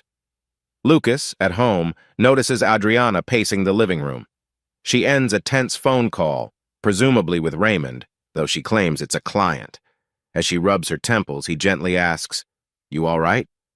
She attempts a hollow smile. "Just a headache. Work stuff." He feigns empathy, offering to fetch her water. She thanks him, eyes darting to her phone every few seconds. It's exactly what he wants her glued to her phone, anticipating more threats. Once Adriana heads upstairs to try and sleep, Lucas retrieves the burner from its hiding spot. He powers it on for a moment, no incoming messages. They must be scrambling privately. A grin crosses his face. His plan is working. He pictures them panicking over the demanded 200 grand, rummaging their finances. Meanwhile, he remains above suspicion, the unassuming husband. He powers the burner off again. Tomorrow he might toy with them further, perhaps hint that he knows about Raymond's safe deposit box or Adriana's limited savings. For now, he's content to let them stew. In the stillness of the house, he allows himself a moment to reflect. Yes, he's crossed moral lines. Yes, he's become the kind of person he once despised, a manipulator. But they forced his hand with their betrayal. If the law won't protect him, he'll protect himself. Slipping into bed beside a restless Adriana, he closes his eyes. Her quiet breathing is uneven, plagued by fear. A pang of guilt stirs, but he pushes it aside. In 3 days, they'll either gather the ransom or risk total exposure. Whichever path they choose, Lucas will be waiting the puppet master behind every string. A somber dawn light seeps through the curtains of Adriana's bedroom window, casting pale stripes across the floor. She's been awake all night, her phone never out of reach. Every buzz sets her nerves on edge, and the sporadic, threatening texts from the mystery blackmailer only worsen her anxiety. Lucas lies beside her, feigning a heavy slumber. In truth, his heart beats steadily as he listens to her restless movements, just as planned. Right now, he's the invisible puppeteer, and she has no idea. Around 5 a.m., Adriana finally slips out of bed. Clutching her phone, she tiptoes to the hallway, each footstep echoing in the silent house. A new text from the blackmailer has arrived in the early morning hours. "Good morning, Adriana. One last offer. Come serve my friends tonight, wearing nothing but a bikini. Entertain us, or I send everything to your husband." She gapes at the screen in disbelief, hot tears pricking her eyes. It's humiliating. Another wave of dread floods her. This blackmailer has escalated from demanding money to a twisted demand that strikes at her dignity. Even in her desperation to keep Lucas clueless, she can't fathom going through with such a degrading request. As though sensing her horror, the blackmailer texts again. "If you refuse, I'll let Raymond explain to his wife why you two were cozy in a furnished rental. I'm sure she'll share that with Lucas." Adriana trembles. She steps into the living room, sinking onto the couch. The early light casts the furniture in eerie silhouettes, cold and unwelcoming. Her phone buzzes again, and she nearly drops it. This time, a short message. "TikTok, decide soon." She grips a throw pillow, pressing it to her chest as though it can shield her from this nightmare. Guilt, anger, and fear blend into a toxic brew. Suddenly, a low voice from the stairs. "Adriana?" Lucas calls out, yawning. "What are you doing up?" She quickly shuts off her phone screen. "Couldn't sleep," she croaks, trying to compose herself. "Work stuff on my mind." He rubs his eyes, feigning concern. "You sure? You look rattled." She forces a weak smile. "Just deadlines. I'm fine." He nods slowly, not pressing further. A small knot of pity twists inside him. She's clearly miserable, but he reminds himself why he's doing this. Her betrayal stung too deeply, and she brought it on herself. Later that morning, Adriana paces in the kitchen, phone in hand. Her mind fixates on ways to dodge the blackmailer's sick request without exposing her affair. A direct refusal could prompt the blackmailer to send everything to Lucas and Marjorie. Either she humiliates herself at some seedy poker party or risks total ruin. Neither option feels survivable. She dials Raymond in a burst of panic. He answers with a groggy rasp. "Adriana? It's not even 7. Her words rush out. "They want me to show up at some card game wearing a bikini. They threaten to expose us if I don't." A tense silence. Then Raymond curses under his breath. "That's twisted. No way we agree to that." Adriana's voice cracks. "You think I want to? But they said if I refuse, they'll tell our spouses, or show your father-in-law. We'd lose everything." He exhales sharply. "Calm down. We're already planning to pay the 200 grand. They must be messing with you before we deliver. Ignore them." She flinches at the idea of ignoring a direct threat. "That could make them even angrier, Ray." "I'll call them," he snaps. "I'll say you won't do any of that, but we'll still pay. Let's see if it's just another pressure tactic." She hesitates, imagining the card game scenario. A cold sweat breaks across her neck. "All right, just handle it." She hangs up, feeling slightly relieved. Yet she knows this blackmailer is cunning, and defying them could backfire. Meanwhile, Raymond sits on the edge of his sleek, modern bed, phone in hand. Marjorie is away visiting her parents, thankfully. That gives him space to deal with this crisis. He opens his text thread with the blackmailer, the same burner number that's been plaguing him. A minute of agonized thought, then he fires off a short message. "She won't do your twisted party. You'll get your money, but keep it about the cash." He paces, heart drumming. Despite his bravado to Adriana, he's terrified the blackmailer might be unhinged enough to leak photos anyway. No response comes immediately. Raymond's tension skyrockets. He knows they're just toying with him, but he's so close to scraping together the 200K he can't let them blow things now. Lucas, on his lunch break, slips into a quiet corner of the supermarket's back office. There, he powers on his burner phone, scanning the barrage of texts. Adriana's flurry of panicked messages, Raymond's blunt refusal about the bikini demand, exactly the reaction Lucas expected. A grim satisfaction coils in his chest. He typed that twisted request purely to rattle Adriana, force her to confront an impossible choice. By planting the party threat, he amplified their fear, ensuring they'll rush the payment drop sooner. He types back to Raymond, only 2 words. "Your funeral." Then he powers off again, stowing the burner in his jacket. Let them sweat. Late afternoon sunlight slants through the windshield of Raymond's sleek Audi. He's parked in a deserted corner of a city park, the leaves overhead rustling in a September breeze. On the passenger seat, Adriana sits hunched, checking her phone for the 100th time. They picked this spot quiet, anonymous, so no co-workers or spouses would see them together. The tension in the car feels stifling. "How close are you to the full amount?" Adriana asks, voice tight with nerves. Raymond exhales, gripping the steering wheel. "I have about 160 in cash, Another 40 should come through if I withdraw 10 grand a day from the business account. We can't risk bigger lumps. Banks file reports on that, but I can't keep doing this forever. Mr. Sheeran might notice. Adriana nods, chewing her lip. She managed to scrape together a few thousand from her personal savings, but the rest is all Raymond's problem, apparently. She feels a pang of guilt this crisis stems from both of them, yet he's footing most of the bill. Then again, he promised to take care of her. They rehash details, how to gather the last bits of cash, how they'll keep it hidden from Marjorie. Adriana explains her cover story telling Lucas her mother is sick, so she'll be out of town overnight. Raymond snorts, "Classic! I told Marjorie I've got an emergency conference." A chirp from Adriana's phone startles them. Another text from the blackmailer. "You'll deliver the full $200K in cash to Locker 37 at the 24/7 City Fit Gym. 3 a.m. do exactly as I say, or it's over." She reads it aloud, swallowing hard. The hour 3 a.m. feels ominous. The location is cunning, too. CityFit is a gym that never closes, but only a handful of fitness buffs go that late. Raymond clenches his jaw. "We have no choice. We'll do it. But it's risky. How do we know they won't just take the money and leak the photos anyway?" Adriana's eyes well with tears. "We don't, but we're out of options."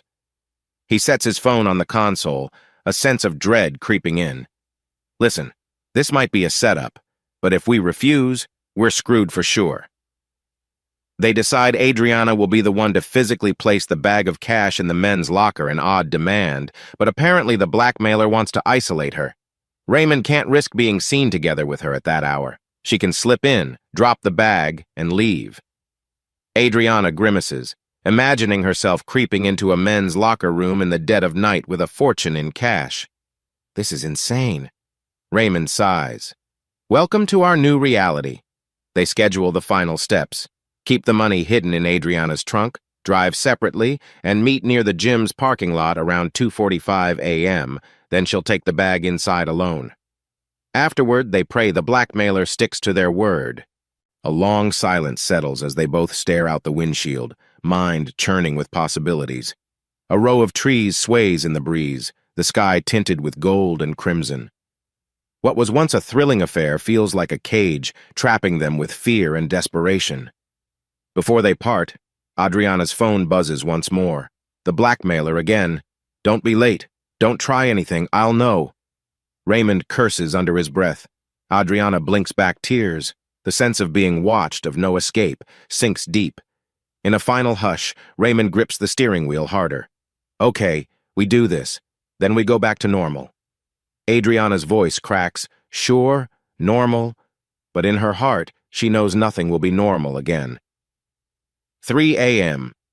The moon hangs low in a navy sky, a faint halo of streetlight reflecting off the damp pavement. The 24/7 City Fit Gym sits in a modest strip mall, its neon sign casting a flickering glow on the mostly empty parking lot. A single car pulls in a black Mercedes. Adriana shuts off the engine, heart hammering so loudly she can barely think. Dressed in a hoodie and leggings, she clasps the handle of a gym bag stuffed with $200,000 in cash, her entire world compressed into banded stacks of bills. She glances at her phone, a text from Raymond. "I'm parked near the exit. I'll watch for anything suspicious. Good luck."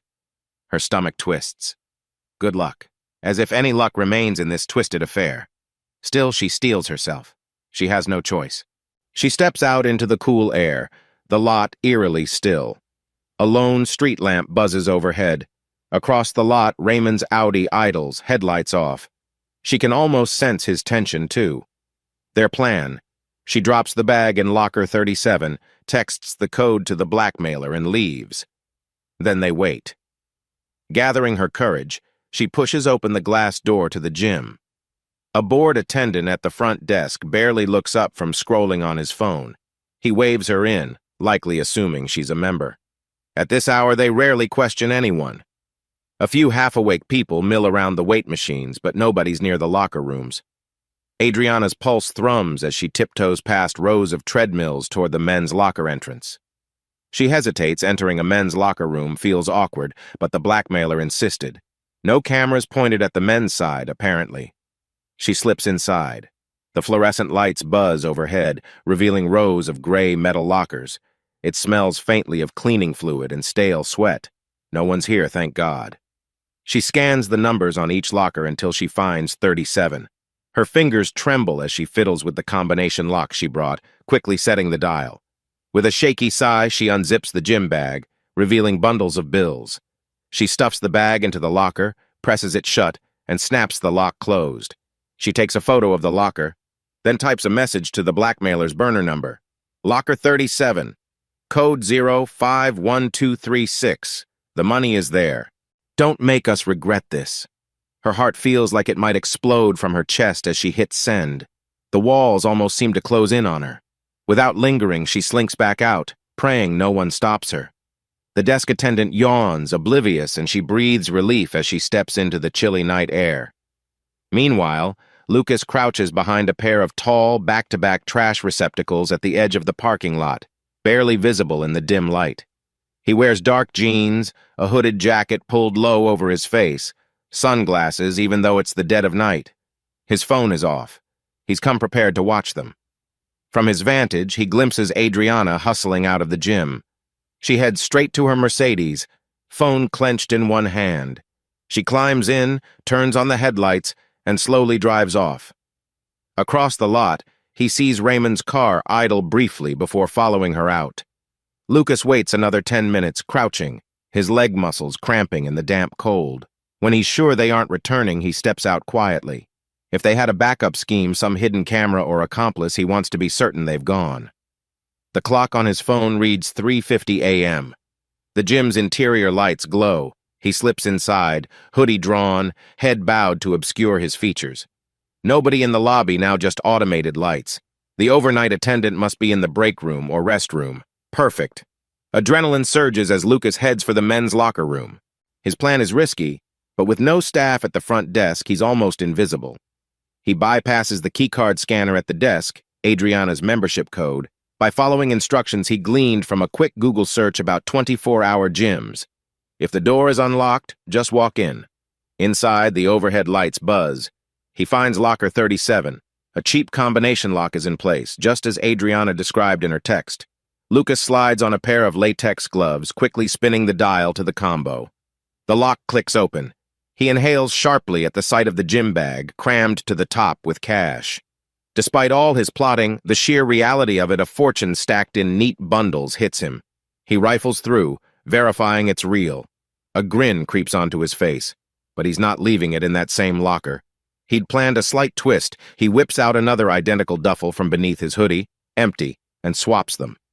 Into the new bag, he swiftly transfers the money. Then he zips it shut, locks that second empty bag in 37, using a different lock of his own.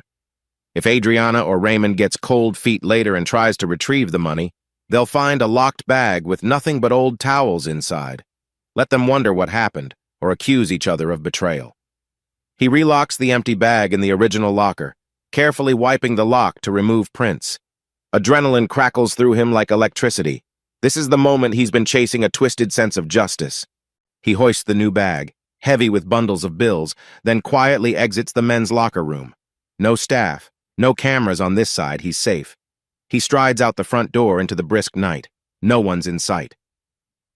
4 a.m. Lucas ducks behind the building, out of the range of the street lamp. He slips off his gloves and sunglasses, stashing them and the duffel in the trunk of his car parked 2 blocks away. Once he's settled, he backs out discreetly, merging into the empty streets. His heart thunders. He can almost feel the weight of the cash behind him, a silent testament to how far he's come from the clueless husband he once was. He checks his phone. No new messages from Adriana or Raymond yet. Gripping the steering wheel, he drives off, mind racing with triumph and a vague stirring of guilt. At dawn, they'll text him or text the blackmailer's burner looking for confirmation. By then, he'll be home, feigning ignorance, ready for the next phase. He only hopes they'll believe he's never left the house all night. 9 a.m. Adriana stands in her living room, phone in a death grip. She's been texting the blackmailer for hours, demanding confirmation that they picked up the money. No answer. The tension devours her. Raymond's frantic calls ping every few minutes. "Have you heard back?" Each time the answer is no. Finally, around 9:30, her phone dings. She almost drops it. The text says, "The locker is empty. You trying to fool me? Where's my money?" Her blood runs cold. Locker is empty? They left $200K there. How could it be empty? She calls Raymond in a panic. They said it's empty. What do they mean? He curses loudly. That's impossible. You saw me withdraw it. You stuffed it in the bag yourself. Did you lock it properly? She paces, nearly hyperventilating. Of course. I even texted the combo. Could someone have stolen it? Another locker user? A random thief? Raymond's voice shakes. No way! That would be insane coincidence. The blackmailer might be lying. Maybe they took it and want more. Or they're messing with us. She rubs her temple, tears brimming. What if, oh God, what if you snuck back? Or if I snuck back? Are you accusing me of taking the money? He scoffs, tone turning hostile. Don't be ridiculous. I had no reason to steal my own money, unless you're the one who tried to double-cross me. Anger flares. Me? You're the one with a safe deposit box. Maybe you're pulling a trick to keep your cash. They fall into a vicious back and forth. She accuses him of staging a fake drop to pin the blame on her. He accuses her of planning to vanish with the cash. Their once shared fear morphs into mutual suspicion. Each sees the other as a possible betrayer, and the blackmailer's text only fuels that paranoia. Mid-argument, Adriana's phone pings again. Another message from the blackmailer. You two idiots are screwing around, money or not. I have zero. Enjoy the fallout. She gasps, reading it aloud. Her voice trembles. They're threatening to expose us anyway. Raymond's heart pounds. He pictures Marjorie's fury, his job gone, everything collapsing. We need to figure out what happened to the money. Did we make a mistake with the locker number? She rifles through her memories, certain she followed instructions. No, it was locker 37. I had the combination lock. I texted them the code. Maybe someone else found it? But at 3 a.m.? That's nuts. He exhales sharply. This is falling apart. We're out 200 grand, and we're still being threatened with exposure. Both realize their partnership is disintegrating under pressure. Hurling accusations feels easier than facing the truth. They've been outplayed. Meanwhile, Lucas sips coffee at the kitchen table, purposely acting unconcerned. Adriana hovers near the sink, phone glued to her ear as she tries to reason with Raymond. Lucas picks up snippets of her frantic tone. No, I didn't go back, I don't know. She ends the call, flustered. He offers a worried frown. Everything okay? She forces a stiff nod. Just a client who's flipping out over a missed listing. Her eyes dart away, betraying the lie. Lucas masks a smirk behind his coffee mug. Step by step, his plan is achieving precisely what he intended, turning Adriana and Raymond against each other, draining them of money, and keeping him free from suspicion. He casually scrolls his phone, glancing at messages from colleagues. Quietly, he also checks the burner phone powered off and hidden in a coat pocket upstairs. No need to respond right now. Let them panic. By mid-afternoon, Adriana is at her wit's end. She paces the living room, hair disheveled, eyes red from tears. Another text from Raymond demands she admit if she sabotaged the drop. She replies angrily that he must have. Their affair is overshadowed by mutual accusations, each suspecting the other of orchestrating a trick. Lucas pretends to work on his laptop, drafting store schedules. In reality, he's soaking up every furious whisper. Adriana curses under her breath, firing off texts. The swirl of blame thickens with each passing hour. At last, a new text arrives from the blackmailer, short but deadly. Game over. Prepare for consequences. The words make Adriana's stomach lurch. She calls Raymond instantly, voice quavering. They said it's over, that they'll expose us. He responds with equal despair. I'm done, Adriana. I put everything into that money, and now it's gone. If they send those photos, I lose my marriage, my job, everything. She chokes back a sob. What about me? Lucas will divorce me and I'll be penniless. Raymond's silence stretches, a sign of his own hopelessness. We have to brace ourselves. I can't see another way. They hang up, each one trembling with dread, certain their lives are about to implode. Late that night, Lucas stands in the shadowy backyard, gazing at the star-flecked sky. His head swims with conflicting emotions, triumph, guilt, anger. The bag of cash remains stashed in a locked trunk in the garage, hidden behind boxes of old junk. He's already planning a more secure hiding spot, maybe at his parents' place, as soon as he can slip away unnoticed. In the distance, he hears Adriana crying softly in their bedroom. Part of him feels a pang of sorrow for her anguish, but he steels himself. She betrayed him. This is justice, albeit cruel. He checks his main phone, no urgent messages. The stage is set for the next act, revealing the affair to Marjorie and to his own phone, as though he's just another uninvolved recipient. He'll wait until morning to drop that final bomb, as per his master script. Slipping inside, he heads upstairs. Adriana is curled on the bed, eyes puffy. He sits on the edge, resting a hand on her shoulder. She tenses, but doesn't push him away. "Hey," he murmurs. "You've been upset all day. Do you want to talk about it?" She shakes her head, tears sliding down her cheeks. "Just a horrible day at work. Clients, everything's crashing." He rubs gentle circles on her back, masking his own pulse racing with anticipation.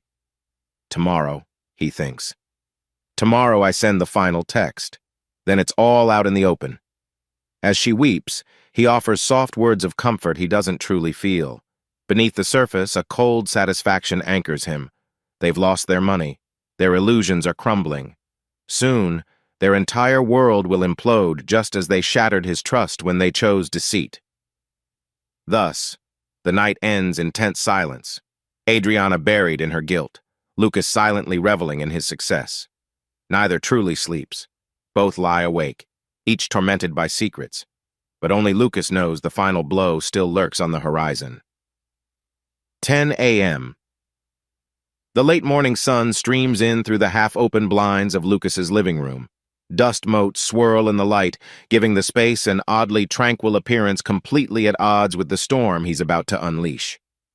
He sits at the kitchen table, phone in hand, burner phone in the other. Adriana left early for a meeting, though he suspects she's frantically regrouping with Raymond. After the fiasco of the missing cash last night, they must be on pins and needles. With a measured breath, Lucas composes a single group text on the burner phone. It's addressed to two contacts, Marjorie, Raymond's wife, and Lucas, his own personal cell. The message is concise. "Adriana and Raymond are having an affair. See attached. More photos available. I thought you both deserved to know." He attaches two of the most damning pictures Willow snapped. The pair kissing on Lucas's porch at night, timestamps blatantly visible. Then he hits send. A slow wave of cold relief washes through him. The final reveal has begun. To maintain the illusion, he immediately opens his personal phone. Within seconds, it pings with a text from the unknown number. The same message he just sent. He exhales, setting the phone face down on the table. Now he just waits for the reaction. Across town, Marjorie is in her home office, paying bills online while sipping tea. Her phone buzzes. She glances, expecting a routine notification, only to see an unfamiliar number. She frowns, opens the text. Her teacup slips from her grip, splashing onto the rug. The images are unmistakable. Raymond, her husband, locked in a passionate embrace with another woman, Adriana. The words, "I thought you both deserved to know," burn in her mind. Fury explodes in her chest, followed by heartbreak so fierce she can hardly breathe. Her scream echoes through the room. "You bastard!" She grabs her phone with shaking hands, firing off a call to Raymond. He doesn't pick up. She calls again, voice shaking. On the third attempt, he answers. Marjorie's voice is raw with rage. "Raymond Pierce, you lying cheat! I've got pictures of you and that homewrecker, you disgusting—" He tries to stammer a denial, but she cuts him off with a stream of profanity. "Don't bother coming home." "Don't you dare! I'm showing these to Daddy and you can kiss your job goodbye." She slams the phone down, chest heaving. Meanwhile, Lucas's personal phone rings. The caller ID, Adriana. He picks up. Her voice trembles. "Lucas, did you just get a text from some unknown number?" He feigns ignorance. "Text? Yeah, it just came in. Something about you and Raymond? Adriana, what is this?" She gasps, clearly trying to form a coherent lie. I don't know. It's all nonsense, probably edited photos. Please, you have to believe me. It's a setup." Lucas steals his tone, letting a hint of anger seep through. "Then come home, right now. We need to talk."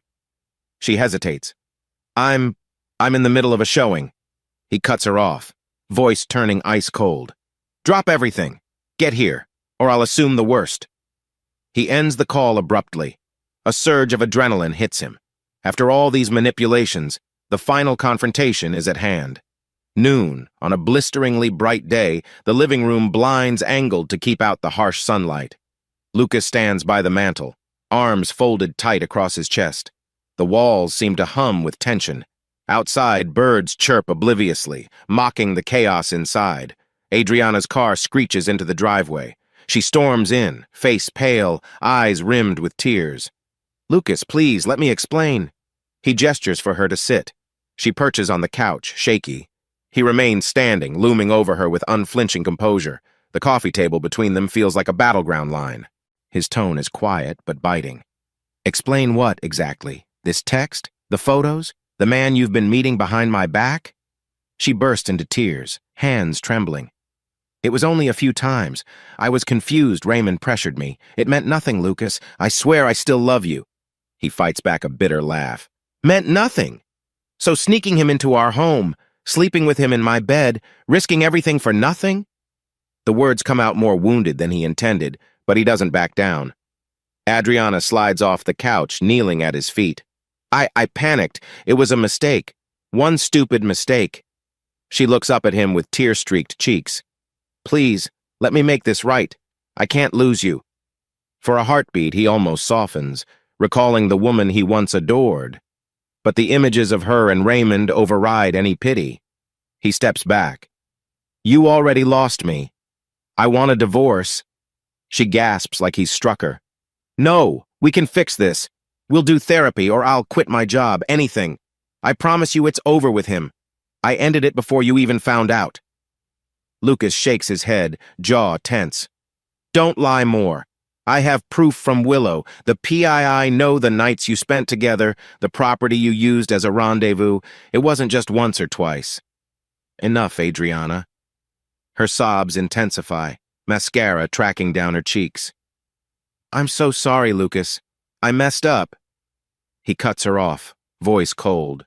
Pack your things. I'm filing for divorce. Go stay with your parents or anywhere else. I don't care. She tries to grasp his hand, desperation in her eyes. We built a life, a future. We talked about kids. He jerks away. You destroyed that future the moment you betrayed me. I can't stay married to someone who treats me like a fool. For a moment, the only sound is her ragged crying. She clings to his leg, but he pries her off, stepping away. Stop. I'm done. Adriana collapses onto the rug, weeping, as if her body can't contain her regret. Her sobs echo in the sunlit silence, each one sharper than the last. He crosses his arms, forcing himself to remain stoic. Inside, guilt warps with anger, but he won't let it show. You have until tonight to start moving out. Don't force me to make a scene. She looks up, tear-blurred vision. But where do I go? He shrugs, refusing to yield. Your parents, a friend, a motel, anywhere that isn't here. His glare hardens. I'll talk to a lawyer. Maybe we can settle this quietly, but if you fight me on it, I'll make sure everyone learns the full extent of your affair. Her face crumples anew. She mumbles something incoherent, but he's already turning away, heading to the kitchen. He can't stand the sight of her anguish any longer, even if part of him hates himself for orchestrating it so meticulously. She remains on the floor, sobbing, until the front door swings shut behind him. Then she staggers upright, rummaging for tissues. Realizing her pleas fell on deaf ears, she chokes out a final whisper, I'm sorry, Lucas. He doesn't answer. The marriage that once felt so secure has shattered, splinters of trust turned into weapons. She's left to gather what remains, knowing full well there may be nothing to salvage. That same afternoon, at Sheeran Realty's glass-walled main office, Raymond strides in with shoulders tense. Whispers and sideways glances from co-workers track him. Everyone senses something is off. The place hums with uneasy energy. He storms past the reception desk where Melanie glances up, startled. Mr. Sheeran is waiting for you in his office, she says quietly. There's an edge of pity in her gaze, or perhaps schadenfreude. Hard to tell. Raymond swallows hard, pushing open the big wooden door to Mr. Sheeran's corner suite. Inside, the older man stands by the windows, arms folded, face grim. "Close the door," Mr. Sheeran growls. Raymond complies, adrenaline spiking. "Sir, I can explain." Mr. Sheeran's glare could melt steel. "Explain what? That you've been sleeping with my daughter's husband's employee? Or that you've been handling funds suspiciously?" He tosses a folder onto the desk, pages of accounts and check stubs splayed out. "Marjorie showed me those photos. I didn't believe it until your shady finances came to light." A chill runs through Raymond. He tries to keep his composure. "Sir, I might have blurred lines with some property deals, but I plan to repay everything. It's not what it looks like." Mr. Sheeran slams a hand on the desk. "Stop lying. You think I don't track every dime in my company? You've been funneling unauthorized cash from management fees, and now, on top of that, you humiliate my daughter with your affair." His voice seethes with fury. Raymond's heart pounds. "Please, let's talk. I can fix this. Don't do anything rash." Just then, the office door creaks open. Two uniformed security guards from Sheeran Realty step inside, flanking Raymond. One says quietly, "We're here to escort you out, Mr. Pierce." Raymond's face goes ashen. He looks at Mr. Sheeran in disbelief. "You're firing me?" The older man's lip curls. "That's the least of your worries. I may press charges for embezzlement or fraud depending on how thoroughly we can prove it. I'm done with you." He jerks his head at the guards. "Get him out of my sight." They each grab one of Raymond's arms, but he jerks free with a snarl, at least wanting to leave with some shred of dignity. "I can walk on my own." Moments later, the entire office staff watches him march through the glass lobby. Melanie tries to hide a smirk, phone in hand, no doubt texting half the city about his downfall. Red-faced, he resists the urge to lash out, focusing on simply getting out with minimal humiliation. At the exit, he spots a small crowd of employees whispering behind their hands. He can practically hear the gossip. Adriana and Raymond, an affair, embezzling funds. Once outside, he yanks free of the guards. "I know my rights," he growls. They release him, stepping back. In silence, he trudges to his car, each step echoing with shame. He speeds away from the company building that once felt like his kingdom. His phone pings with half a dozen missed calls from Marjorie. She's locked him out of the house, apparently. He tries calling her back, but it goes straight to voicemail. The panic sets in. No home to return to, no job. His bank account's likely frozen if Mr. Sheeran pushes the right legal buttons. He's effectively cut off. He dials Adriana, a last-ditch hope, but she doesn't answer. He leaves a raspy-voiced message. "Adriana, it's me. Everything's falling apart. They fired me. Marjorie's going to divorce me. Call me back, please." No response. He pulls over into a deserted parking lot, burying his face in his hands. Just days ago, he felt invincible. A cushy job, wealthy wife, an exciting affair with a younger woman. Now everything has collapsed in record time. The blackmailer's final text resonates in his mind. Game over. Indeed, it feels over. The man who always schemed his way to the top is left with nothing but regrets and the ugly knowledge that he orchestrated his own demise. Late afternoon slants golden light through the front windows of Lucas's home. The shadows grow long against the walls, as though marking the final hours Adriana has left here. She stands near the staircase, eyes swollen from crying. Cardboard boxes and suitcases line the hallway, her clothes, personal items, a smattering of keepsakes she can't bear to leave behind. The house, once her sanctuary, now feels cold, unwelcoming. Lucas hovers by the front door, arms folded. He's told her they'll sign a temporary separation agreement tonight. Once that's done, he wants her gone. She sniffles, voice raw. "Lucas, can we at least talk about us?" He shakes his head, maintaining the chilly distance. "There is no us left. You made sure of that." Tears slip down her cheeks. "I'm sorry. I know sorry doesn't fix it, but I never wanted to lose you." He doesn't soften. "Yet you risked everything for Raymond. Then you lied, again and again." He sighs, eyes flicking to the boxes. "Let's do this quickly. I have zero interest in a scene." She bites back another sob, nodding mutely. They sit at the dining table, the scratch of pen on paper the only sound. The separation agreement is straightforward. Lucas retains the house for now. Adriana removes her name from utilities, and they wait for the official divorce process. She has a few personal savings accounts, a leased Mercedes still in her name. That's all. Adriana signs with trembling hands. Once done, she sets the pen down, tears blurring her vision. She glances at Lucas, voice trembling. "You truly can't forgive me?" He stares at her a moment, bitter sorrow evident. "I don't see how. Even if I tried, I'd never trust you again." Silence weighs heavy. She rubs her eyes, smearing what's left of her makeup. "So this is it. Our marriage done." He exhales. "Yes." She nods brokenly, standing to gather her suitcases. The moment feels surreal, each footstep echoing the finality. At the threshold, she turns back, voice cracking. "Where do I go from here?" His gaze flickers with a brief hint of pity. "That's for you to figure out. You might stay with your parents until you find a place." She musters a ghost of a nod, stepping onto the porch. The warm evening breeze ruffles her hair. She glances back at him, tears glistening. "I truly loved you once." His eyes are stone. "I loved you too. You threw it away." A flash of heartbreak crosses her features. Clutching her bag straps, she walks to her car. The engine starts, a low rumble that echoes in the quiet neighborhood.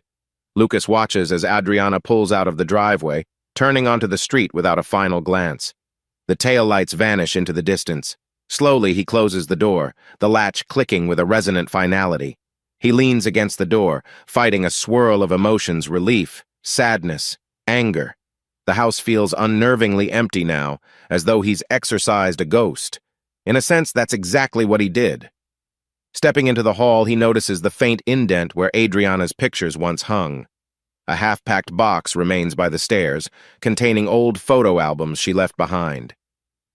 He kneels, flipping the top album open, images of them smiling on their wedding day, carefree and hopeful. His throat constricts. With a sharp exhale, he closes the album, shoving the box aside. Enough.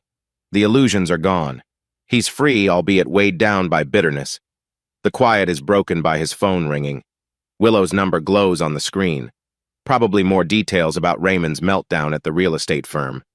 He stares at it, but decides to let it ring out. He's done orchestrating destruction for today. He trudges to the living room, sits on the couch, massaging his temples. The day's events replay in his mind. Adriana's pleas, his unwavering refusal, the final signing. It's all part of a plan he once thought would bring him vindication. Now it mostly leaves him feeling hollow. He flicks on the TV for background noise. An evening news anchor drones about a local fundraiser. Lucas hardly listens, eyes vacant. Tonight he'll sleep in an empty bedroom, no longer forced to share space with a cheating spouse. That should be a relief. Still, a pang resonates in his chest, a sense of something irretrievably lost. He closes his eyes, recalling the moment she proposed building a nursery in the spare room someday. That dream has evaporated, replaced by the harsh reality of separation documents and stacked boxes. He stands and moves to the window, watching the fading sun cast long shadows across the yard. Behind him, the house is deathly silent, as though mourning the life that just walked out. But this is the price he demanded. Taking one last breath, he steps away, heading upstairs to begin the legal process in earnest. Tomorrow, he'll contact a divorce attorney, officially end what once seemed so promising. The gate outside stands open, like a gaping reminder of the final exodus. He flicks off the downstairs lights, enveloping the foyer in darkness. Adriana is gone, his vengeance and heartbreak culminating in this empty house. A flicker of guilt tries to surface, but he buries it deep. He chose this path, and there's no turning back now. The early autumn sun casts a mellow light across Lucas's front yard, where a "for sale" sign stakes the grass. It's been several weeks since Adriana loaded her belongings and drove away. Now Lucas stands on the porch, sipping coffee, the air laced with the crispness of changing seasons. He feels the shift in his life as tangibly as the cooler breeze. Inside the house, boxes partially line the hallway. He's begun sorting what to keep, what to donate, anticipating a sale. Every so often, a pang of memory surfaces like the faint echo of Adriana's laughter from better days. But he steels himself, reminding himself how thoroughly she shattered his trust. His phone buzzes, drawing him back to the present. He glances at the screen. A local news notification. The headline mentions Raymond Pierce, ex-manager at Sheeran Realty, indicted on multiple counts of fraud and potential embezzlement. Lucas exhales, heart thudding with an odd mixture of triumph and unease. He taps the article. It details suspicious property transactions, misuse of company funds, and an ongoing police investigation into whether Raymond laundered money through off-the-books property deals. The piece briefly references rumors of a blackmail scandal, with Raymond blaming an unnamed individual, but no evidence ties anyone else to the crime. Adriana's name is mentioned as a rumored mistress, but no charges are filed against her. She's cooperating with investigators, though nothing more is revealed. Lucas can't help a wry smile. He's pinned everything on her, or she's pinned everything on him. Good luck proving anything. Willow's expert approach has left no trail leading to Lucas. He's the invisible hand pulling all the strings, and nobody suspects him. A car pulls up, the engine cutting off abruptly. Lucas squints, recognizing Willow stepping out, wearing a neat blazer. She's carrying a small manila folder. When she meets him on the porch, there's a respectful nod. "Hey, Willow," he greets quietly. "I wasn't expecting you." She offers a reserved smile. "I was in the area. Figured I'd drop off final receipts and some leftover documentation. I'm officially wrapping up the surveillance file." She hands him the folder. "Your payment covered everything, including hush disposal of any raw footage we no longer need." Lucas flips through the contents, billing statements, a couple of CD-ROMs with date-stamped photos. "Thank you. I appreciate your discretion." Willow's gaze lingers on the "for sale" sign. "You moving on, I take it?" He nods. "Trying to, yeah." A pause. "Listen, about all this. I know it was complicated. I hope I never have to hire a PI again." She chuckles dryly. "That's the usual sentiment. Just be careful, Lucas. People do crazy things when cornered." She taps the folder. "Keep these locked away just in case." He nods. Once Willow drives off, he stands there a moment, recalling how it all began. A single suspicious text on Adriana's phone. Now the entire affair has exploded into legal drama, news headlines, and the end of multiple marriages. But he's emerged unscathed, at least legally. Lucas's phone dings again, this time a text from an old coworker. "Heard about Raymond. Insane. Good riddance, right?" Lucas replies with a simple, "Yeah, wild times." He wonders about Adriana, where she is, how she's holding up under the weight of her ruined reputation. The news articles mention her tangentially, but no charges. She'll get by, he thinks, refusing to dwell. They've parted ways. Late that afternoon, he rummages through the garage. Beneath an old tarp, the locked trunk that contains $200K in cash lies stashed. He hasn't touched it, just as planned. Sometimes he contemplates quietly depositing bits into an account, but every scenario feels too risky. For now, the money stays hidden. A fleeting pang of guilt flickers. He manipulated them into paying for his silence, but the law would have forced him to lose half his assets if Adriana filed first. "It's only fair," he tells himself. "They robbed me of my marriage, I robbed them of their illusions and money." The logic still sits uneasily, but he's committed to living with it. He spots a neighbor passing by, Miss Thompson, who waves cheerily. "Saw the for sale sign. Good luck, Lucas." "Thanks, Miss Thompson." He musters a polite nod, shifting the trunk's position to remain hidden. The neighbor's curiosity is the last thing he needs. By dusk, the front porch glows under a yellow lamp. Lucas sinks into a patio chair, gazing at the half-empty street. So many chapters of heartbreak and vengeance have played out under this roof. Soon it will belong to someone else. He closes his eyes, allowing a gentle exhale. Police inquiries swirl around Raymond, but no one suspects Lucas orchestrated the blackmail. Adriana, from what he hears, occasionally claims she's innocent, blaming Raymond for everything. Meanwhile, Raymond points the finger at her. Their mutual bitterness keeps him safely out of the crossfire. Night settles in, the warm glow of city lights reflecting on the sidewalk. Lucas rubs his temples, deciding to turn in. As he heads inside, the local news on TV drones about continuing developments in Raymond's case, the anchor teasing a possible upcoming trial. Lucas flicks it off, not needing the details. He's heard enough. He climbs the stairs to his near-empty bedroom. A sense of finality weighs on him, but there's also relief. He's no longer a clueless husband, nor is he living with a traitorous spouse. The quiet, while haunting, offers him a chance to rebuild whatever that means next. He sits on the bed, phone in hand, tapping out a text to Duncan. "Hey, might need your help with a good real estate lawyer soon. House is going on the market."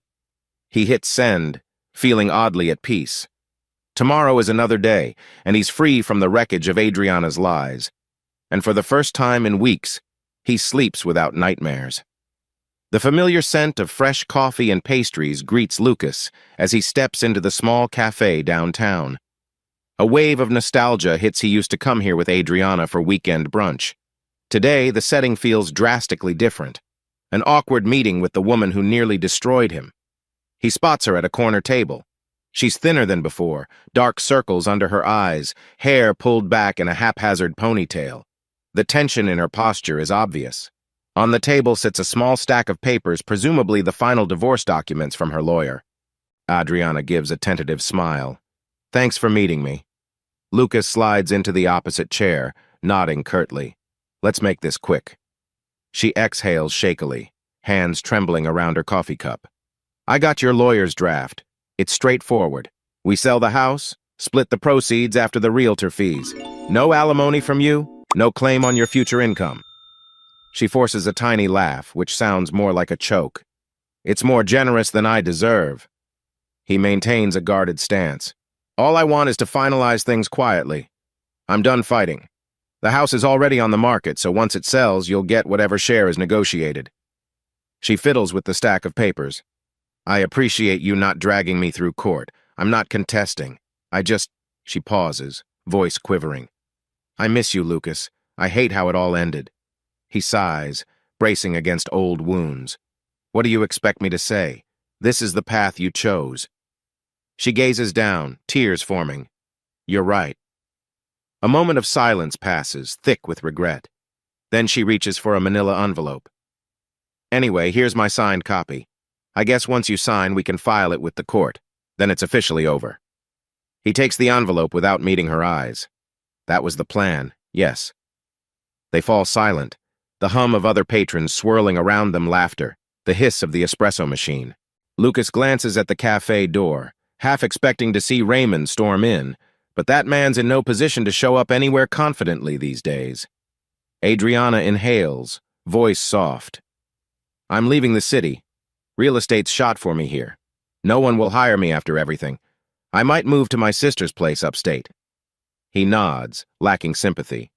"Makes sense." She musters courage. "You, though, are you staying at your job? Living in that house alone?" Lucas lifts his gaze. "For now. But I'm transferring to another store soon, one closer to my parents. A manager slot opened. Fresh start." She swallows. "A fresh start," she repeats, like tasting the bitterness of the phrase. "I can't blame you for wanting to get away from all this." He sets the envelope in his bag, then looks at her squarely. "You asked me here for more than just paperwork, didn't you?" She stares into her coffee. "I hoped I don't know.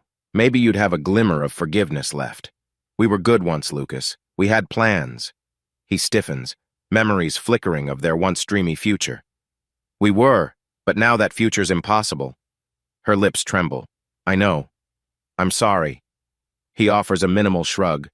"I moved on mentally a while ago. This is just closure." She nods, blinking back tears. "I guess that's all we can do now." The waitress approaches, dropping off a fresh pot of coffee. Adriana stirs in some cream absent-mindedly, not sipping it. Lucas quietly declines a refill. The waitress leaves, sensing the tension. Adriana clears her throat. "I heard about Raymond's indictment. They tried to grill me on any knowledge of his hidden funds. I said I didn't know anything, which is true.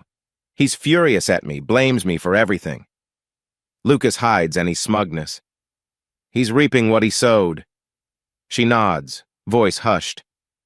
"So am I." A lingering pause. Lucas glances at the clock on his phone. "I have to get back to work. Anything else?" She takes a shaky breath. "Just goodbye, Lucas. For what it's worth, I never meant to hurt you this badly." He stands, tucking the envelope under his arm. His tone remains cool. Yet you did. I hope you figure things out someday. Take care. He leaves her at the corner table, shoulders slumped. The cafe door swings shut behind him, shutting out her final, silent tears. Outside, the midday sun feels both freeing and harsh. He steps onto the sidewalk, inhaling deeply. He's clutching the final divorce forms like the last piece of a puzzle that's taken months to complete. Soon he'll be legally unbound from the woman who betrayed him. A pang of relief mingles with sadness. He flags a cab, heading back to the store. The thought of signing the papers doesn't fill him with glee. It just feels necessary, like tearing off a bandage from a festering wound. Painful, but the only way to heal. As the cab merges into downtown traffic, he rubs his temple, recalling Adriana's tearful eyes. Once he might have comforted her. Now he's drained of sympathy. He closes his eyes, letting the city's motions soothe him. With each block they pass, he imagines another step away from the heartbreak. The future new location, new routine can't come soon enough. In a matter of days, the divorce petition will be filed, the property sale will proceed, and they'll be strangers. That final image lingers. Adriana alone at the cafe table, her once assured aura now replaced by desperation. But he can't rescue her from the consequences of her own actions. He won't let himself be tethered to her mistakes anymore. The taxi stops at a red light, the driver tapping the wheel impatiently. Lucas stares out the window, a swirl of determination and remorse. At last, the light changes, and they surge forward, seamlessly folding back into the city's flow just as Lucas is folding his old life away. A crisp morning frames the large, classic-style courthouse in the heart of the city. A stone arch proclaims Hall of Justice in bold letters. The marble steps gleam under the sunlight as a small crowd drifts inside, some for traffic tickets, others for more serious matters. Among them is Raymond Pierce, wearing a rumpled blazer, eyes shadowed with fatigue. He steps into the main hallway, scanning for his defense attorney, Miss Collins, a woman in her 40s with sharp eyes and a no-nonsense tone. She nods at him briskly. "Morning," she says curtly, flipping through a file. "We're up for the hearing on the embezzlement charges. The prosecution's pressing for a plea deal, but they have strong evidence from Mr. Sheeran's accountants." Raymond exhales shakily. "What about my ex-wife?" Miss Collins arches a brow. "Marjorie has filed for divorce on grounds of infidelity and financial misconduct. The property settlement is handled in a separate suit, but effectively, she keeps the house and her trust remains untouched. You have no claim there given the prenup." "Sorry." He rubs his face, exhaustion creeping in. "So I lose everything." She gives a thin-lipped nod. "Pretty much. If you fight the charges, they might uncover more. The blackmail fiasco isn't even your biggest worry. These financial crimes carry prison time. My advice, cooperate. Maybe get probation or reduced sentencing." He cringes. Great. His eyes flick to the polished tile floor, a harsh reflection of the man he's become disgraced, alone. Moments later, they enter the courtroom. Rows of benches line the space, a judge presiding over a short docket. Marjorie sits near the front with her own attorney, face impassive, arms folded. Mr. Sheeran towers behind her, lips pressed in a scowl. Melanie from the office is also there, likely to gossip or testify if needed. Raymond avoids eye contact with them. The bailiff calls the case. The hearing is swift. The judge confirms the charges, sets a schedule for the formal trial if no plea is reached. Raymond stands numb as the judge recites possible penalties, heavy fines, potential jail time. Outside in the corridor, the press of bystanders parted. Marjorie catches Raymond's eye. She stands, posture rigid, her lawyer at her side. He approaches timidly, attempting a last-ditch gesture. "Marjorie, She holds up a hand. "Don't. I have nothing to say to you." Her voice trembles with anger. "You humiliated me, cheated on me, stole from my father's business. We're done. I only came to ensure you face the consequences." Her gaze flicks over him with icy disdain. "You wanted to be more than just Mr. Sheeran's son-in-law? Congratulations, you've lost that title and everything else." He's left speechless, only managing a rasp. "I'm sorry." She storms away, Mr. Sheeran following, not even sparing him a glance. Melanie lingers for a moment, a smirk tugging her lips. "We all suspected something was off with you, Raymond. Guess we were right." She turns on her heel and leaves. He drifts to a nearby bench, slumping down. Miss Collins stands over him. That's reality. You have the option to plea, maybe get a lighter sentence, pay restitution.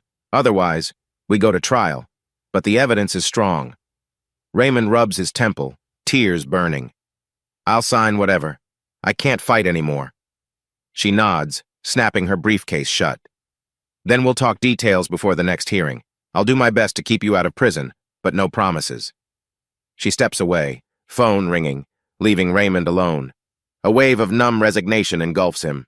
Once he had a plush office, a wealthy wife, and attractive mistress. Now his marriage is over, his career destroyed, his finances frozen, and prison looms. A single reckless affair and a chain of shady deals have decimated everything. He trudges outside to see reporters milling around. Cameras flash, someone calls his name, asking about the charges. He ducks his head, pushing past them, longing to vanish. His phone buzzes with a message from an unknown number. He opens it, half dreading more blackmail. Instead, it's a friend from out of state offering a couch to crash on. He sighs, tears threatening. At least it's something. He gazes at the courthouse pillars behind him, symbolic of justice and punishment.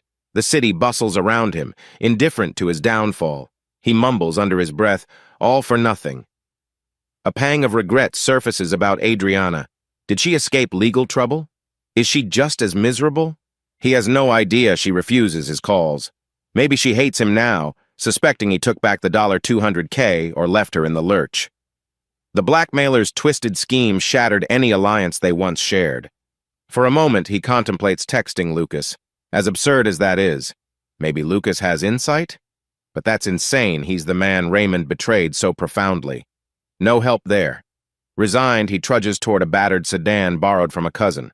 He slides into the driver's seat, staring at the steering wheel. Another wave of hopelessness clenches his stomach. He starts the engine with a sputter. As he pulls onto the street, the courthouse recedes in the rearview mirror, a stark reminder that the trial and possibly prison await. His future bleak, his money gone, his relationships burnt. Game over, the blackmailer once said. Indeed, for Raymond, it feels like the final credits rolling on his once confident life. 3 months later, the last of the autumn leaves have fallen, replaced by the chill promise of an upcoming winter. Lucas stands in what used to be his bedroom, now stripped bare of furniture. The floors echo with emptiness. The house is officially sold, closing date is next week. He zips up a suitcase, glancing around. Just an hour ago, the realtor confirmed final paperwork. He's free to leave and start fresh at the store's new location, a step up in title, a managerial position he'd once dreamed of. But the cost of that dream was unexpected heartbreak. Downstairs, he makes a final circuit. The living room where Adriana once teased him about lazy weekends.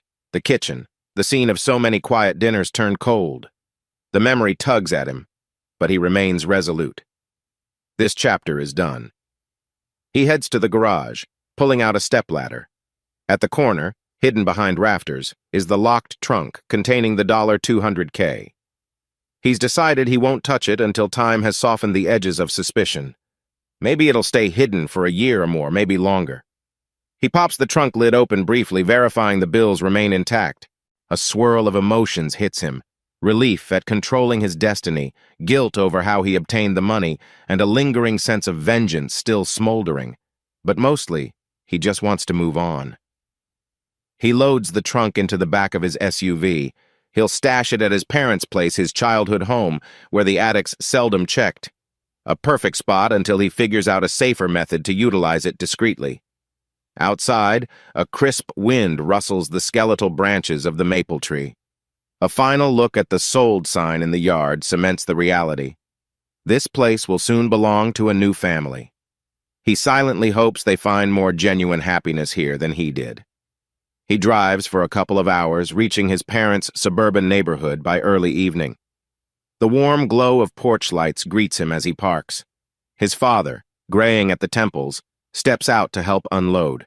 They exchange a tight hug. "Glad you're here, son," his father says, a gentle understanding in his eyes. "We've got your old room set up if you need it." Lucas musters a weary grin. "Thanks, Dad. Won't be here long, though." My new store manager position starts next week, so I'll find my own place soon. They cart a few boxes into the garage. His mother appears, offering a quick hug, noticing the strain in his face. She doesn't press about Adriana. Both parents know enough to realize it's a painful subject. Instead, she invites him in for dinner. Around the dinner table, the conversation drifts to mundane updates. A cousin's wedding, neighborhood gossip, holiday plans. Lucas soaks up the normalcy, grateful for their unwavering support. He can almost forget the betrayal and blackmail that consumed his life just months ago.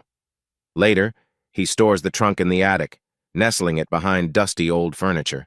With that secret lodged away, he feels an odd sense of closure. Someday I'll figure out what to do with it. For now, it's a silent testament to how far he'd go to protect himself from being exploited. A week passes in relative calm. Lucas finalizes his transfer, commuting daily to the new superstore branch. The environment is busier, more responsibilities, but he welcomes the distraction. The divorce is official now. Papers arrived in the mail, stamped by the judge. He sets them in a drawer, refusing to dwell. One chilly Saturday morning, he takes a walk through a local park. Leaves crunch underfoot. The crisp air stings his cheeks. He recalls how, not so long ago, the mere thought of losing Adriana would have crushed him. Now, he's forging ahead, scarred yet determined. He sits on a bench, letting the pale sun warm his face. A small part of him wonders if someday he'll meet someone else, someone worthy of trust. Another part scoffs at the idea, still raw from heartbreak. For now, he just needs to breathe freely, unshackled by her infidelity. In the distance, kids laugh around a playground. Couples stroll hand in hand. He watches, feeling a pang of envy for their innocence. That was me once, he thinks. But I survived the ruin, didn't I? Surviving is enough for now. His phone buzzes with a text from Duncan. Hey, buddy, how's the new position? Let's grab a drink soon. Lucas smiles, replying positively. He might catch up with old friends, start living rather than plotting revenge. The aftermath of the blackmail is behind him, overshadowed by Raymond's public downfall. That evening he drives back to his parents, the horizon streaked with pink and orange. His mother has made a homemade stew, the house filled with comforting aromas. They eat together, chatting about mundane topics. For the first time in months, Lucas genuinely laughs at a joke his father makes, tension sliding from his shoulders. After dinner, he steps onto the back porch, gazing at the star-splashed sky. No more secrets, he tells himself. The blackmail phone is long destroyed, the money hidden. Adriana is out of his life, Raymond on the brink of prison, and Lucas stands free, albeit with a battered heart. He looks up at the stars, letting the quiet soak in. This quiet is something he's earned. He's let go of Adriana. He's parted ways with the house that once symbolized their future. He's stowed away the ill-gotten cash from his elaborate revenge. What remains is the promise of a new start, unburdened by betrayal and suspicion. His phone vibrates, this time an email from HR at the new superstore, confirming his official start date next Monday. He exhales in relief, seeing the salary bump. A new life for me, he muses. As the night wind rustles the trees, he feels a gentle stirring of optimism. The scars of heartbreak haven't vanished, but they no longer define him. He can move forward, chase new goals, perhaps even risk trusting again one day. Tomorrow he'll drive to the store, assume the manager role, greet fresh employees who know nothing of his past. He'll shape his own destiny without Adriana's shadow. That thought, more than the hush of the night, gives him real solace. In the darkness, he flips off the porch light, stepping inside. Warmth envelops him, a family comfort he almost forgot existed. A small, hopeful smile curves his lips. This, he realizes, is the best revenge of all living on, letting his future expand beyond the wreckage of what once was.